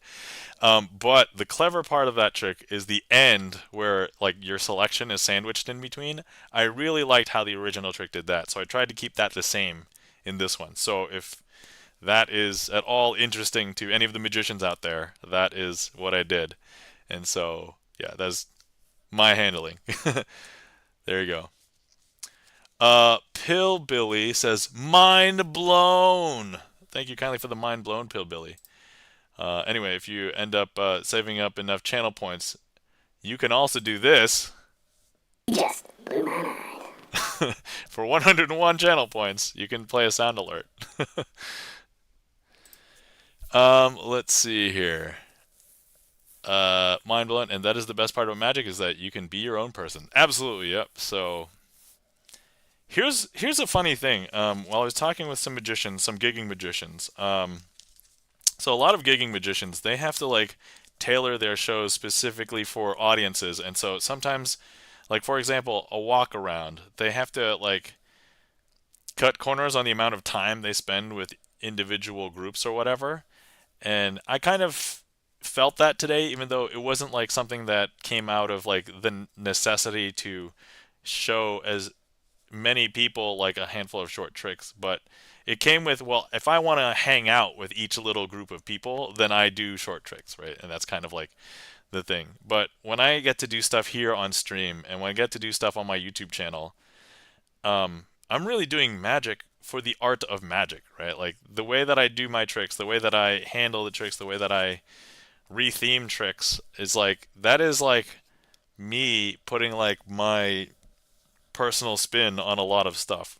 And so I almost feel like that's a luxury that like gigging magicians don't have all of the time, which I feel like I don't even know if I ever want to get to that point, you know, because like I really like doing the art of magic for the sake of doing the art of magic, you know. So yeah, Alchemy gonna have to send you a quick story DM in a few before I crash. KK, all right, you don't. Yeah, so you know, JK says Elstro Art. Yeah, and so like I don't know. I think I always want to at least be able to do my own thing. And if somebody likes and wants what this is, then all right, I'll take that gig. But kind of not JK. Yeah, I don't know. So,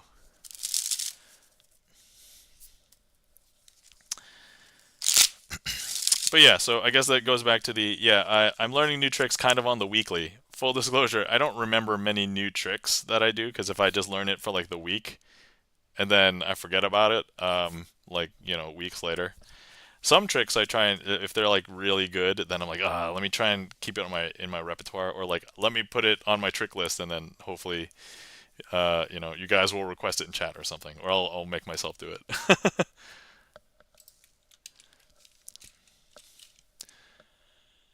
eRoom asks, do you have two decks same size with identical backs, design and color?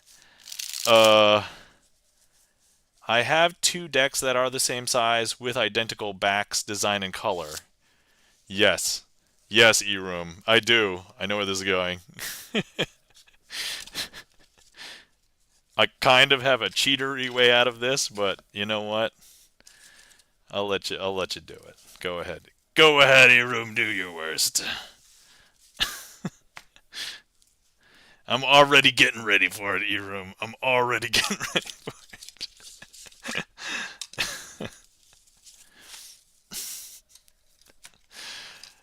So, for anybody who doesn't know, we have a redeem here that eRoom likes to redeem. It is the Scandalous Shuffle. And I basically shuffle in together two disparate decks normally. Alright. Alright, eRoom. If you do it, I'm ready. Right here. Two decks. Identical backs. Ready to go. Alright, I'm gonna put those off to the side over here. Take two decks mentioned. Turn one face deck up and turn the other one face down. Now shuffle the two decks together. Alright. I'm thinking about. Okay, Durkee Blaine says, I'm thinking it about time I catch up on sleep.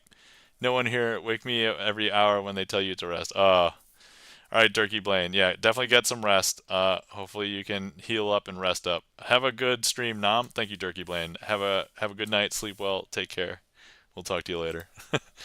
All right. All right, eRoom. I'm going to do something that is even more painstaking and painful for you. So, here's what we're going to do. All right.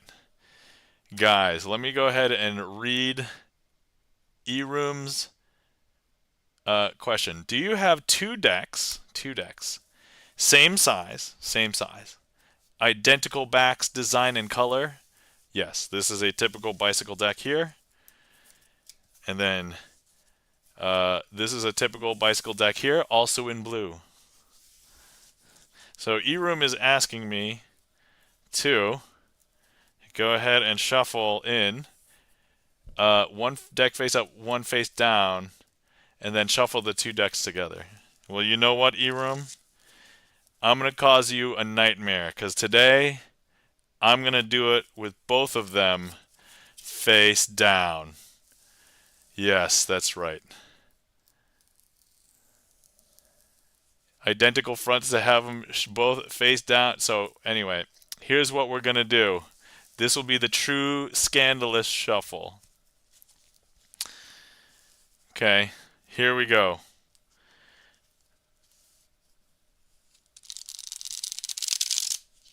Alright, we haven't pushed them together yet.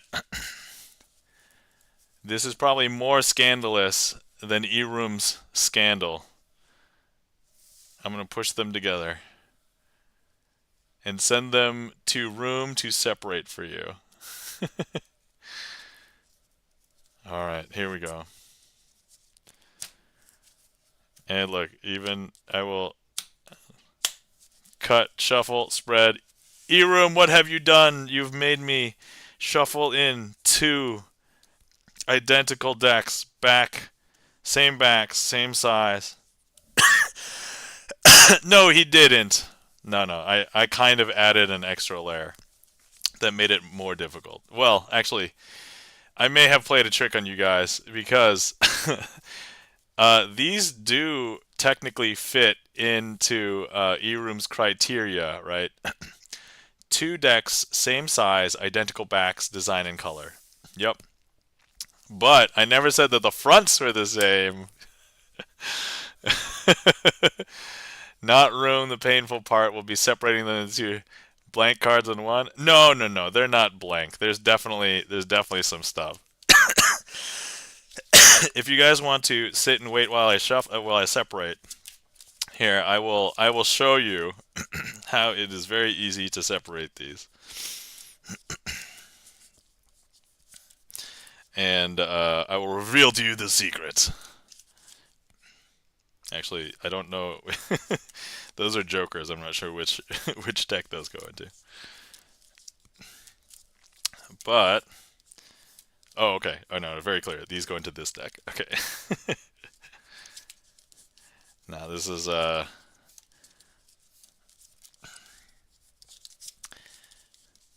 you guys are gonna suffer through this because I'm sure you want to know the secret. Well, I'm gonna make you wait. You can blame eRoom for this one. Even though I kind of added to eRoom, so it's not entirely eRoom's fault, but partially. Okay, so the decks are completely separated now, and I know guaranteed that these are definitely it. Because, now let me show you this deck. This deck, since the cards have different faces, yes, this is a normal deck. This is a normal deck, but it looks bigger. Here we go. So, look.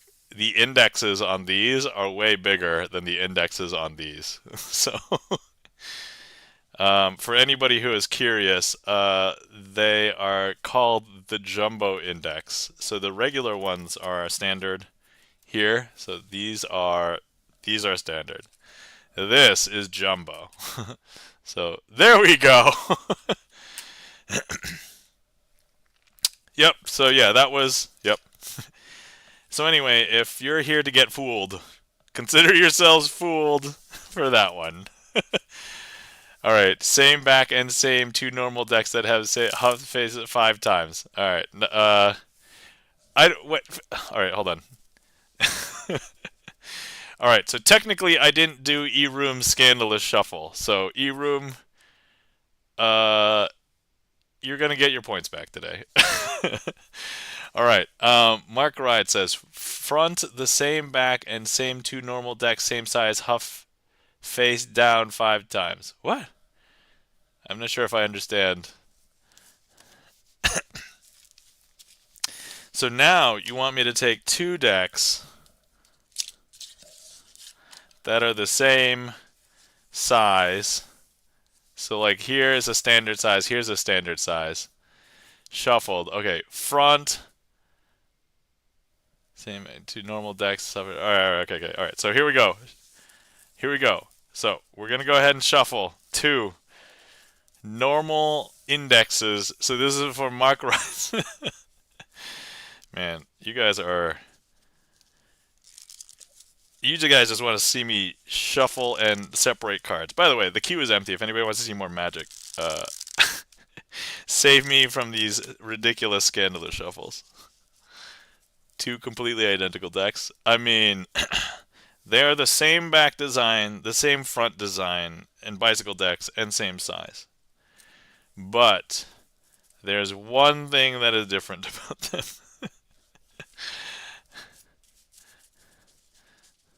So here we go. There's our double deck. Actually, yeah, here. Actually, this might be fun to show you guys this way. Hold on, I'm going to spread. So this is a double deck. Here we go. This is why. Half of... Wasabi one says, no way, lol. Yeah, no way. Yeah, half of them are blue-backed, half of them are red-backed.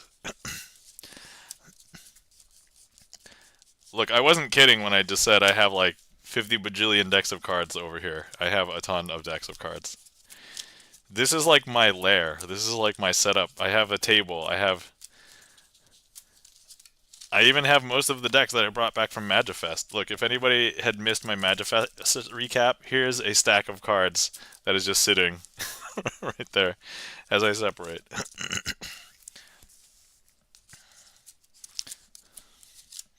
That's not even all of them. Oh, actually, that's a good reminder. I did want to look at a deck that I bought with you guys on stream and pull out a deck that we haven't seen for a while and compare and contrast. All right, so wait, you missed the part about the backs the same, red and blue are not the same. I mean, I heard the same and I thought same back design. That's what I heard. So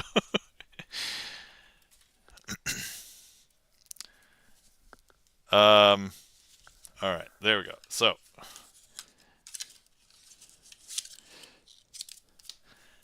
let's see. Okay. So one of these decks is not like the other. No. Okay, so last time I showed you guys briefly that I had bought the series of Cyberpunk decks. So here. So this is Cyberpunk Cyber City, Cyberpunk Cybernetic, and Cyberpunk Hardwired. Okay, so that's what I showed off, but I didn't open them yet. I think that was a joke. Let's see. And then I want to find, where is it? Over here. Oh, please tell me it's in here, because if not, I'm going to have to do some digging. Yes! Okay, perfect. Okay. Alright.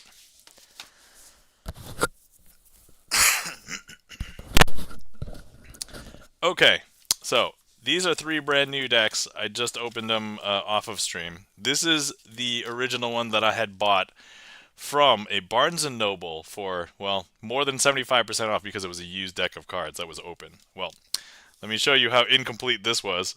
So this was the Barnes & Noble one, and so it didn't even have all of the cards in it, and when we look through, we see that there are, let me see, oh, I shuffled them together, I guess. But we were missing, I think, most of a suit and a bunch of other cards, and we got some duplicates. And so I'm absolutely certain that a magician got into this deck now that I see what the full deck is like.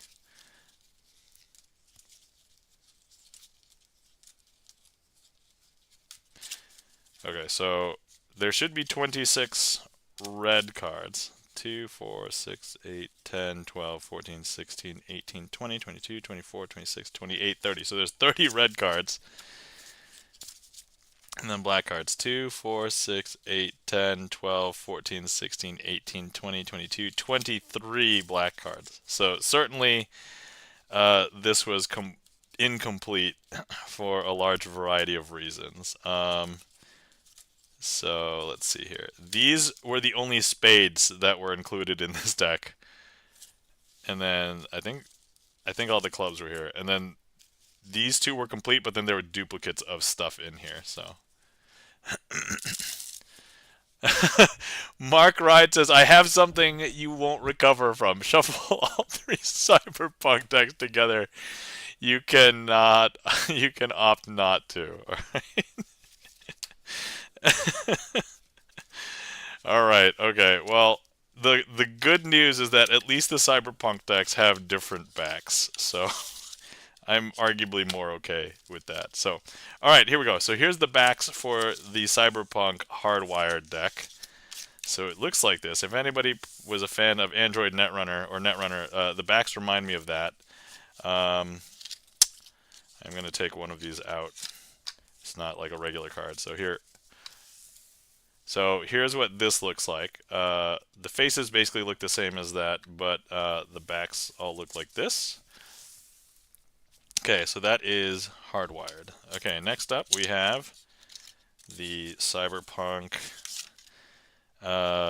cybernetic. And so these backs look like this. Actually, that's not a real card. Take this one out. Here we go. And then this last one is the duplicate of this one. So now I have a full version of this one, and I did check this. This is legit. This does have everything in it. So, and here we go. All right. So there we have it. All three cyberpunk decks. Perform the trick before separating. Oh, okay. All right. Wait. What the trick is trading kings? Oh, all right. I'll do the trick now, and then I'll do the scandalous shuffle. Or wait. Oh no, trading kings I can't do with these. I have to use other cards.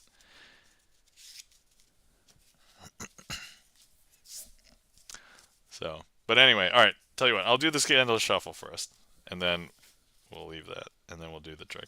Okay, so here we go. Shuffling. Shuffling.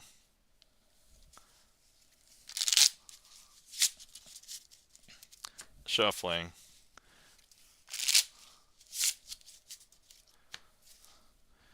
Shuffling. This is like the most cyberpunk deck ever, guys. The most. I don't know which one should be better. Alright.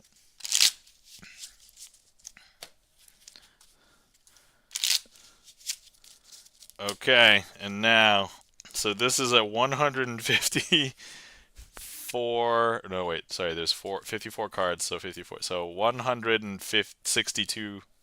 Wait. Yeah, 156 card deck. No, 100. Yeah, 162. Yeah, it's two jokers. All right. If you want me to perform a trick using the triple deck, it'll have to be a different trick. So if you want to do that, I can just do that instead. Instead of trading kings, because trading kings. Actually, wait. Can I do trading kings with this? No, I can't. Yeah, trading kings requires. All right, here we go. Let's see if I can even do this. So each hand is presumably holding approximately 80 something cards. This is really hard to handle. I don't want to like bend these like relatively new cards, but I'll blame Mark Rides. Mark Rides, why you make me do this? Oh, Magician Choice. Okay, to help with the shuffle, you could also wash the cards. Yeah, no. I'm gonna. That's not what the scandalous shuffling is intended to be. It is intended to be this. Okay. If I just regrip and just start over from like here, I think I can do it. All right. Okay, there we go. Okay. All right. Well, what tricks can I do with a triple deck? There's probably a lot I could do. I'm not sure how I would do it with 162 cards. Can I redeem Pharaoh Shuffle now? No, I cannot do a Pharaoh Shuffle with this. I can't even reliably do a Pharaoh Shuffle with just a regular deck. I mean, I can kind of, but it's not perfect. All right. Um, okay, so I guess just to be clean with Mark Rides. So technically, I didn't do Mark Ride's last request, and I took away those points. So I technically did this request, but I'm gonna give him back the points for the last one. All right. Okay. Let's see. What can I do? Other tricks I'm thinking of. You know what? Let's just. Can I redeem to sign all the Jokers? No. So right now you would be able to sign. I think both of the Jokers are signed in the Twitch deck. So you would choose to sign a card in this deck, and I think both Jokers are taken. So normally yes, but you'd have to be first to get to it before when the new deck starts. So okay.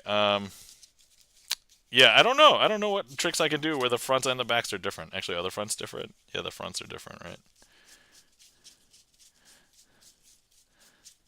Okay. Let me find. So there's certainly like three of everything, right? Okay. So if I find like here's a Queen of Spades, and then a. Oh, okay. This is super unique. We can do one of these. We can do something like this. Queen of Spades, Queen of Spades. All right. Okay, that should be all of the Queens of Spades.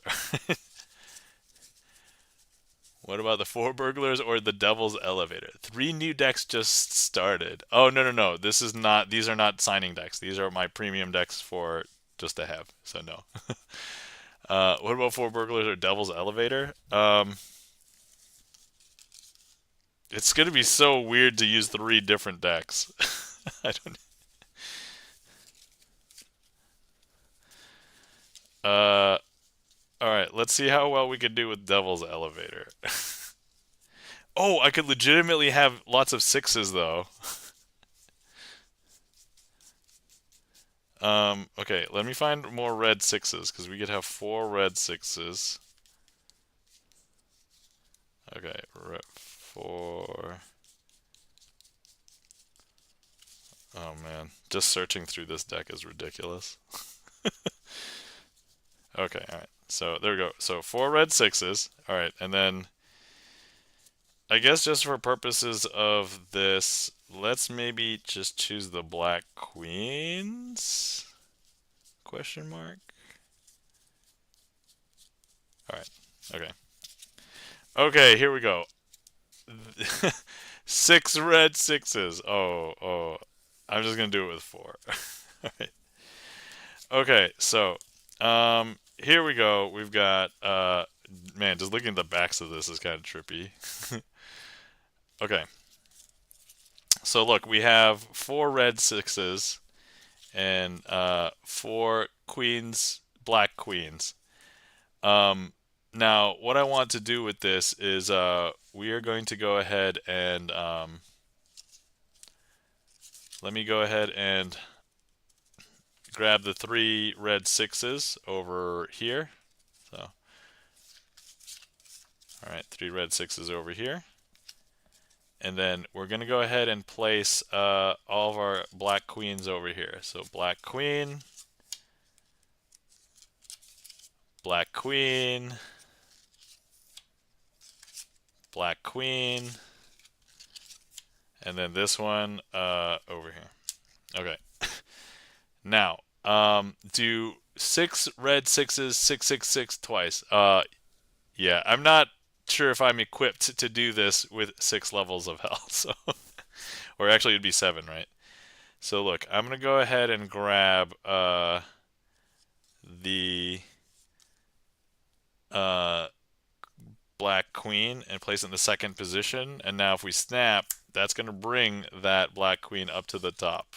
I know that's super weird, but there it is. So now look, I'm going to go ahead and put this queen in the third position, first, second, third. And now if we snap, that'll bring that third queen up to the third position. Or sorry, to the first position. So there's the black queen. And now some people believe that there's some black queens in here, but no, these are all of the red sixes that we've been using the whole time. And if I place this into the fourth position here, 1, 2, 3, 4, we close that up and we snap, that 4 is going to hop back up to the top. There we go, black queen right there. And then this last one, some people believe that this last queen is going to get stuck. But look, oh, transporter. Okay, that was a transporter that went to the future. That was, boom. And I don't know if you noticed, but look, here's the black queen. I feel like with the backs that are different, I potentially gave away some secrets there. However, I think because it was just so confusing, nobody can follow along. So there we go. That was that. So there you go. That was Devil's Elevator using Cyberpunk cards of 3 different decks after a scandalous shuffle. Ay, ay, ay. Alright. Okay, I'll separate that after stream. I'm not going to do it now. Alright, okay, so I want to wrap up soon. Because I have to actually get up early, and not because of work, because my kid is sick. She has a fever. She can't go to daycare, so I have to get up, and I'm going to take care of her tomorrow. So, let's do last call. So if anybody wants to see any more magic, feel free to request it. I am going to put in a coin matrix so that I can practice that. Where the hell did I put coins? I have coins. Alright, here we go. I have a cup of coins. I have to find ones that match now. Okay. Alright, here we go. So here's 4 coins, and you know what? We'll use Cyberpunk cards. Why not? These before. Okay. So here we go. 4 coins here in 4 different corners of a rectangle. We're going to go ahead and cover each coin with a Cyberpunk card, and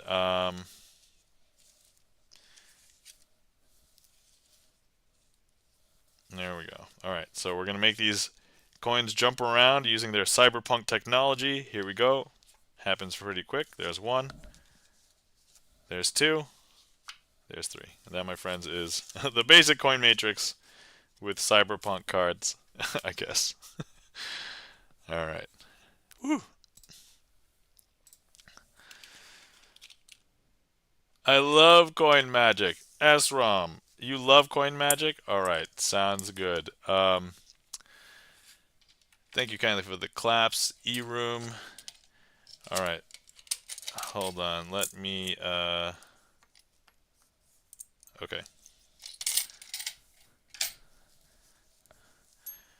All right. So you just saw that. Let me do. You're gonna make her some Jello before you go to bed, so it's ready in the morning when she wakes up. No, no, I'm not. I'm not even sure if my kid enjoys Jello yet. So. Oh, we have a request from Wasabi111. All right, Wasabi111. Let me find the. Alright, so this is one of the tougher tricks. I'm actually sometimes scared of this trick because it is difficult. So, let me do this. Hang on. Where are the aces?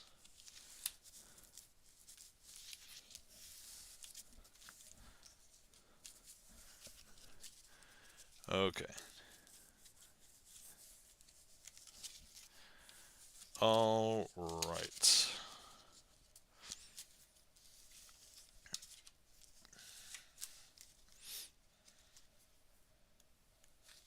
Okay. So next up we have Hitchcock aces. So here we have the 4 aces. Let me introduce you to them. We've got the ace of clubs. We've got the ace of hearts. And then we've got the ace of spades and the ace of diamonds. Now, I'm going to leave the ace of spades out. This is going to be our leader ace. So this is the ace that we were going to collect all of the other aces from. I just saw Darwin Ortiz and I thought, oh hell yeah, I did not know you knew any of his routines. So yeah, this one I reverse engineered from a Jason Ladany performance, and I put my own handlings on it. So here's the aces. Let me just go ahead and I will place all of the aces out like so. And then, so the reason why this trick is so hard, sometimes I forget what to do like at this point. So let me try and remember really quick. Okay. So yeah, but anyway, I reverse engineered this trick from a Jason Ladany performance, and so and if you guys know Jason Ladany, he is a card mechanic. It's kind of crazy. So anyway, all right. So here's what we're gonna do. Let me go ahead and just place. Here's like a 5 of spades. Let me place that down here with the ace, and we're just gonna go ahead and place 3 other cards over here with this ace, and we're gonna go ahead and swap them. This trick was taught in Darwin Ortiz's book Card Shark. Ah, okay. I don't actually have many books. I have a few books, but not that many. So here we go. That's not an ace. There's our 5 of spades, but no ace. And if we take a look over here, we've got the ace of hearts has hopped down here. All right, let me go ahead and place another card. This is our 7 of spades. Let's go ahead and place that over there, and we're going to place a few cards on our other ace. I'm just going to hide that in there like this. And now if we just go ahead and snap, look. I don't know if you could tell, but now that ace has swapped places with our 7 of spades. Because if I show you, there's no aces here. There's our 7 of spades. And of course, we've got ace of clubs here. Okay, so now at this point, if you were here, I would let you take a look at this and make sure that the ace is right there, right? And so the ace, and I promise you by the end of this trick that all the aces will be together. And so if you were here, I would have you turn this face down. You could put your hand on it, and in this case, I'll just go ahead and place the mouse to simulate your hand. That's actually the mouse that's connected right now to my streaming computer. All right, but look, I'm going to go ahead and place the aces down here. And then we're going to need to put a few cards underneath your hand like this. And I'm just going to go ahead and place, let's see here, just some jack of hearts down here. And so there we go. Now, I did promise you that by the end of this trick, all the aces would be together. And so, look, I'm just going to go ahead and... So I don't know if you know, but I've just swapped all of the aces with the cards in your hand. And so if we take a look at all of the cards under your hand, we know that this was the ace of diamonds, but now all of these cards, ace of spades, ace of hearts, and ace of clubs. Now if I was a cheating man, that would already be a winning hand. But if you just needed to get second best, well, you can just get all 4 kings. And that, my friends, is... I'll call that a successful performance of Hitchcock Aces. So yeah, Wasabi 101, thank you for the request, and hopefully you enjoyed. And I'm glad to know that you already knew about it, so that's cool. That's awesome. Very nice. Thank you, Wasabi 101. Thank you kindly for the claps, E-Room. All right, and so with that, I think let me do one, and then we will. I'm gonna let me see here.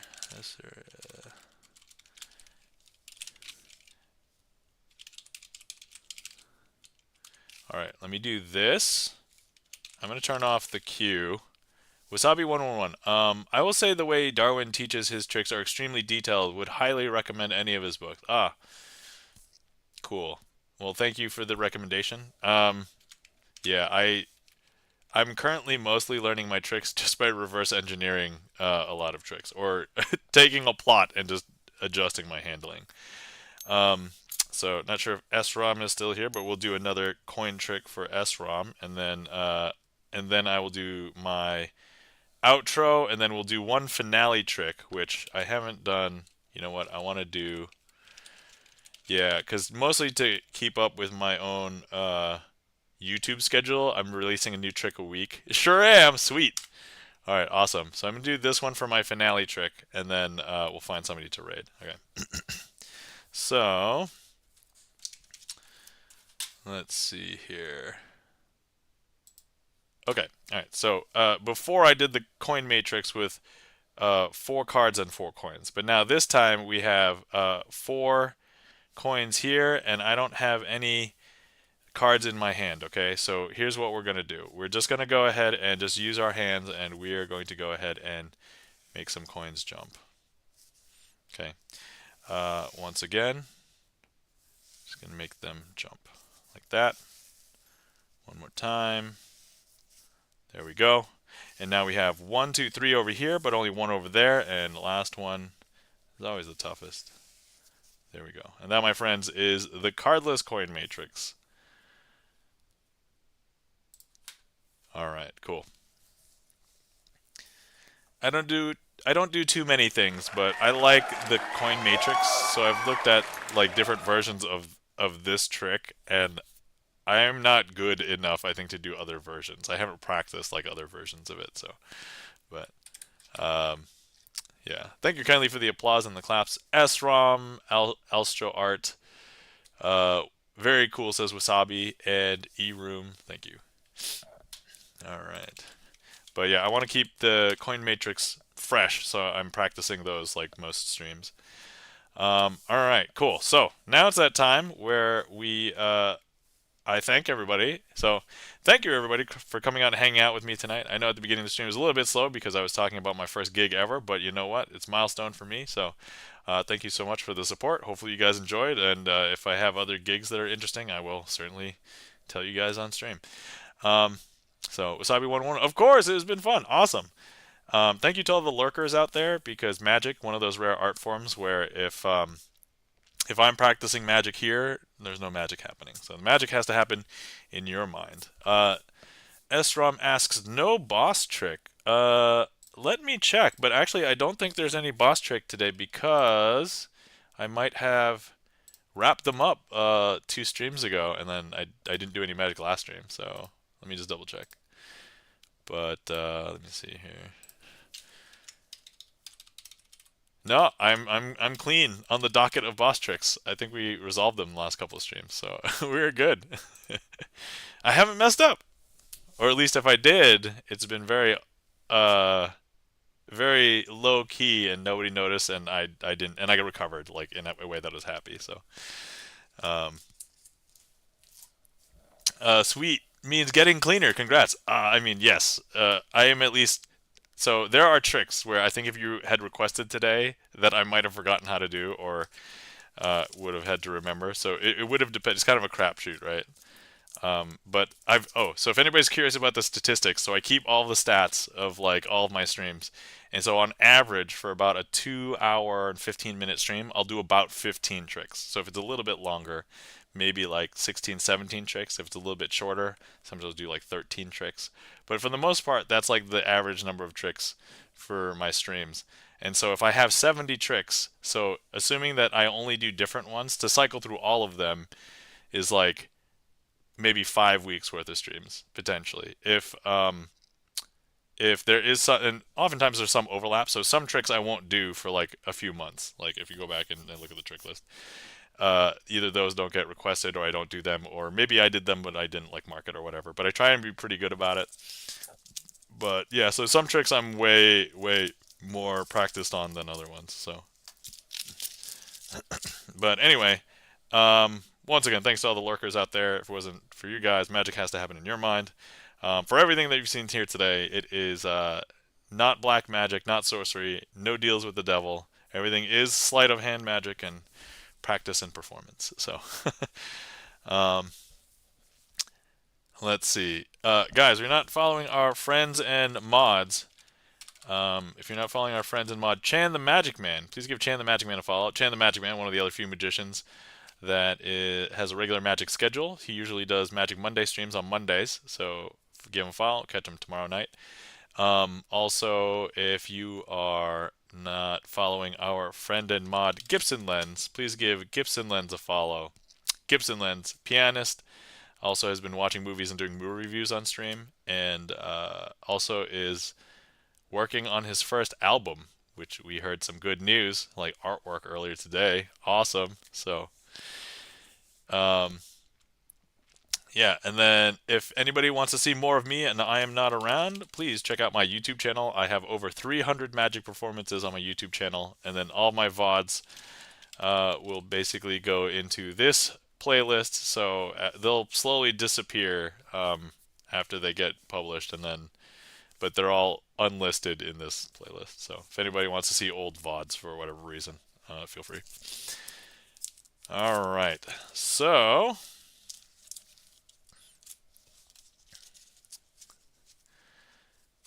And now we have a finale trick. I also don't like to finish on a trick that I mess up on, so hopefully I don't mess this up. But if I do, I'm going to do another finale trick, and then we'll rate out. All right, so here we go, Days. One of my favorite tricks. I love this trick. So I've got a handful of cards here. We've got a 6 of diamonds, Queen of clubs, and then we've got 1, 2, 3, 4 other cards. Now, these cards might look normal, but if I flip over the packet, you'll see that they also look like backs on this side. See, 1, 2, 3, 4. Except for this one. This one's super weird, because this is one of the cards where they printed on the back, but not on the front. I know, that's a little bit funny. However, these double back cards have a strange property. And so this property is they will seem to reflect any cards. So if I take this 6 of diamonds and I reflect it over like this, something interesting happens. You'll see that all of the cards now turn into 6 of diamonds. See, 1, 2, 3, 4, 6 of diamonds. Now, if I take the same packet and I reflect it over our Queen of clubs like this, well, I don't know if you know, but all of the cards will now turn into queens of clubs. I know, that's really hard to believe, but look. Here's 1, 2, 3, 4 queens of clubs. And now, up until this point, you'll still see that these are queens of clubs, right? But if I just take this blank card, and it's not until the blank card is face up on top of the packet, actually all of those cards become blank. 1, 2, 3, 4 blank cards. And now some people ask, hey, can I see the backs of those? And to that I would say yeah, because look, I just show you the 1, 2, 3, 4 backs. And that, my friends, I will call a successful finale.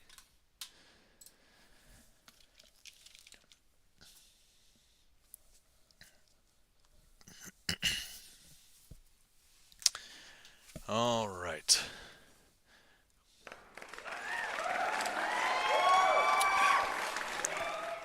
Okay, so thank you kindly for the claps, Elstro art, and the applause, E-Room, SROM music, and SROM. You had just had your mind blown. Have you seen that one? You hadn't seen that one, right? Yeah, that one's pretty cool. I like that one. One of my favorite tricks. Um, nicely done, says Wasabi1111. Thank you. I think I might have said 1111, so that's one too many ones. I meant 3 ones, but you guys get it. All right, cool. So, I heard a rumor that it's somebody's birthday stream today. So my raid target might, assuming that they are on, is probably already decided. SROM says, new one for me. Oh, awesome. I'm glad that you were able to experience something new. And hopefully you enjoyed that, yeah. So, let's see here. Let me just double check. Gibson Lens is smiling because I would not have known it was somebody's birthday unless so Gibson Lens tipped me off earlier. So let me see what is going on. Okay. Uh let's see here. Okay. Oh wow, this has been going for a while. All right, well, let's get ready to raid over there before actually let me wait until my ad is done.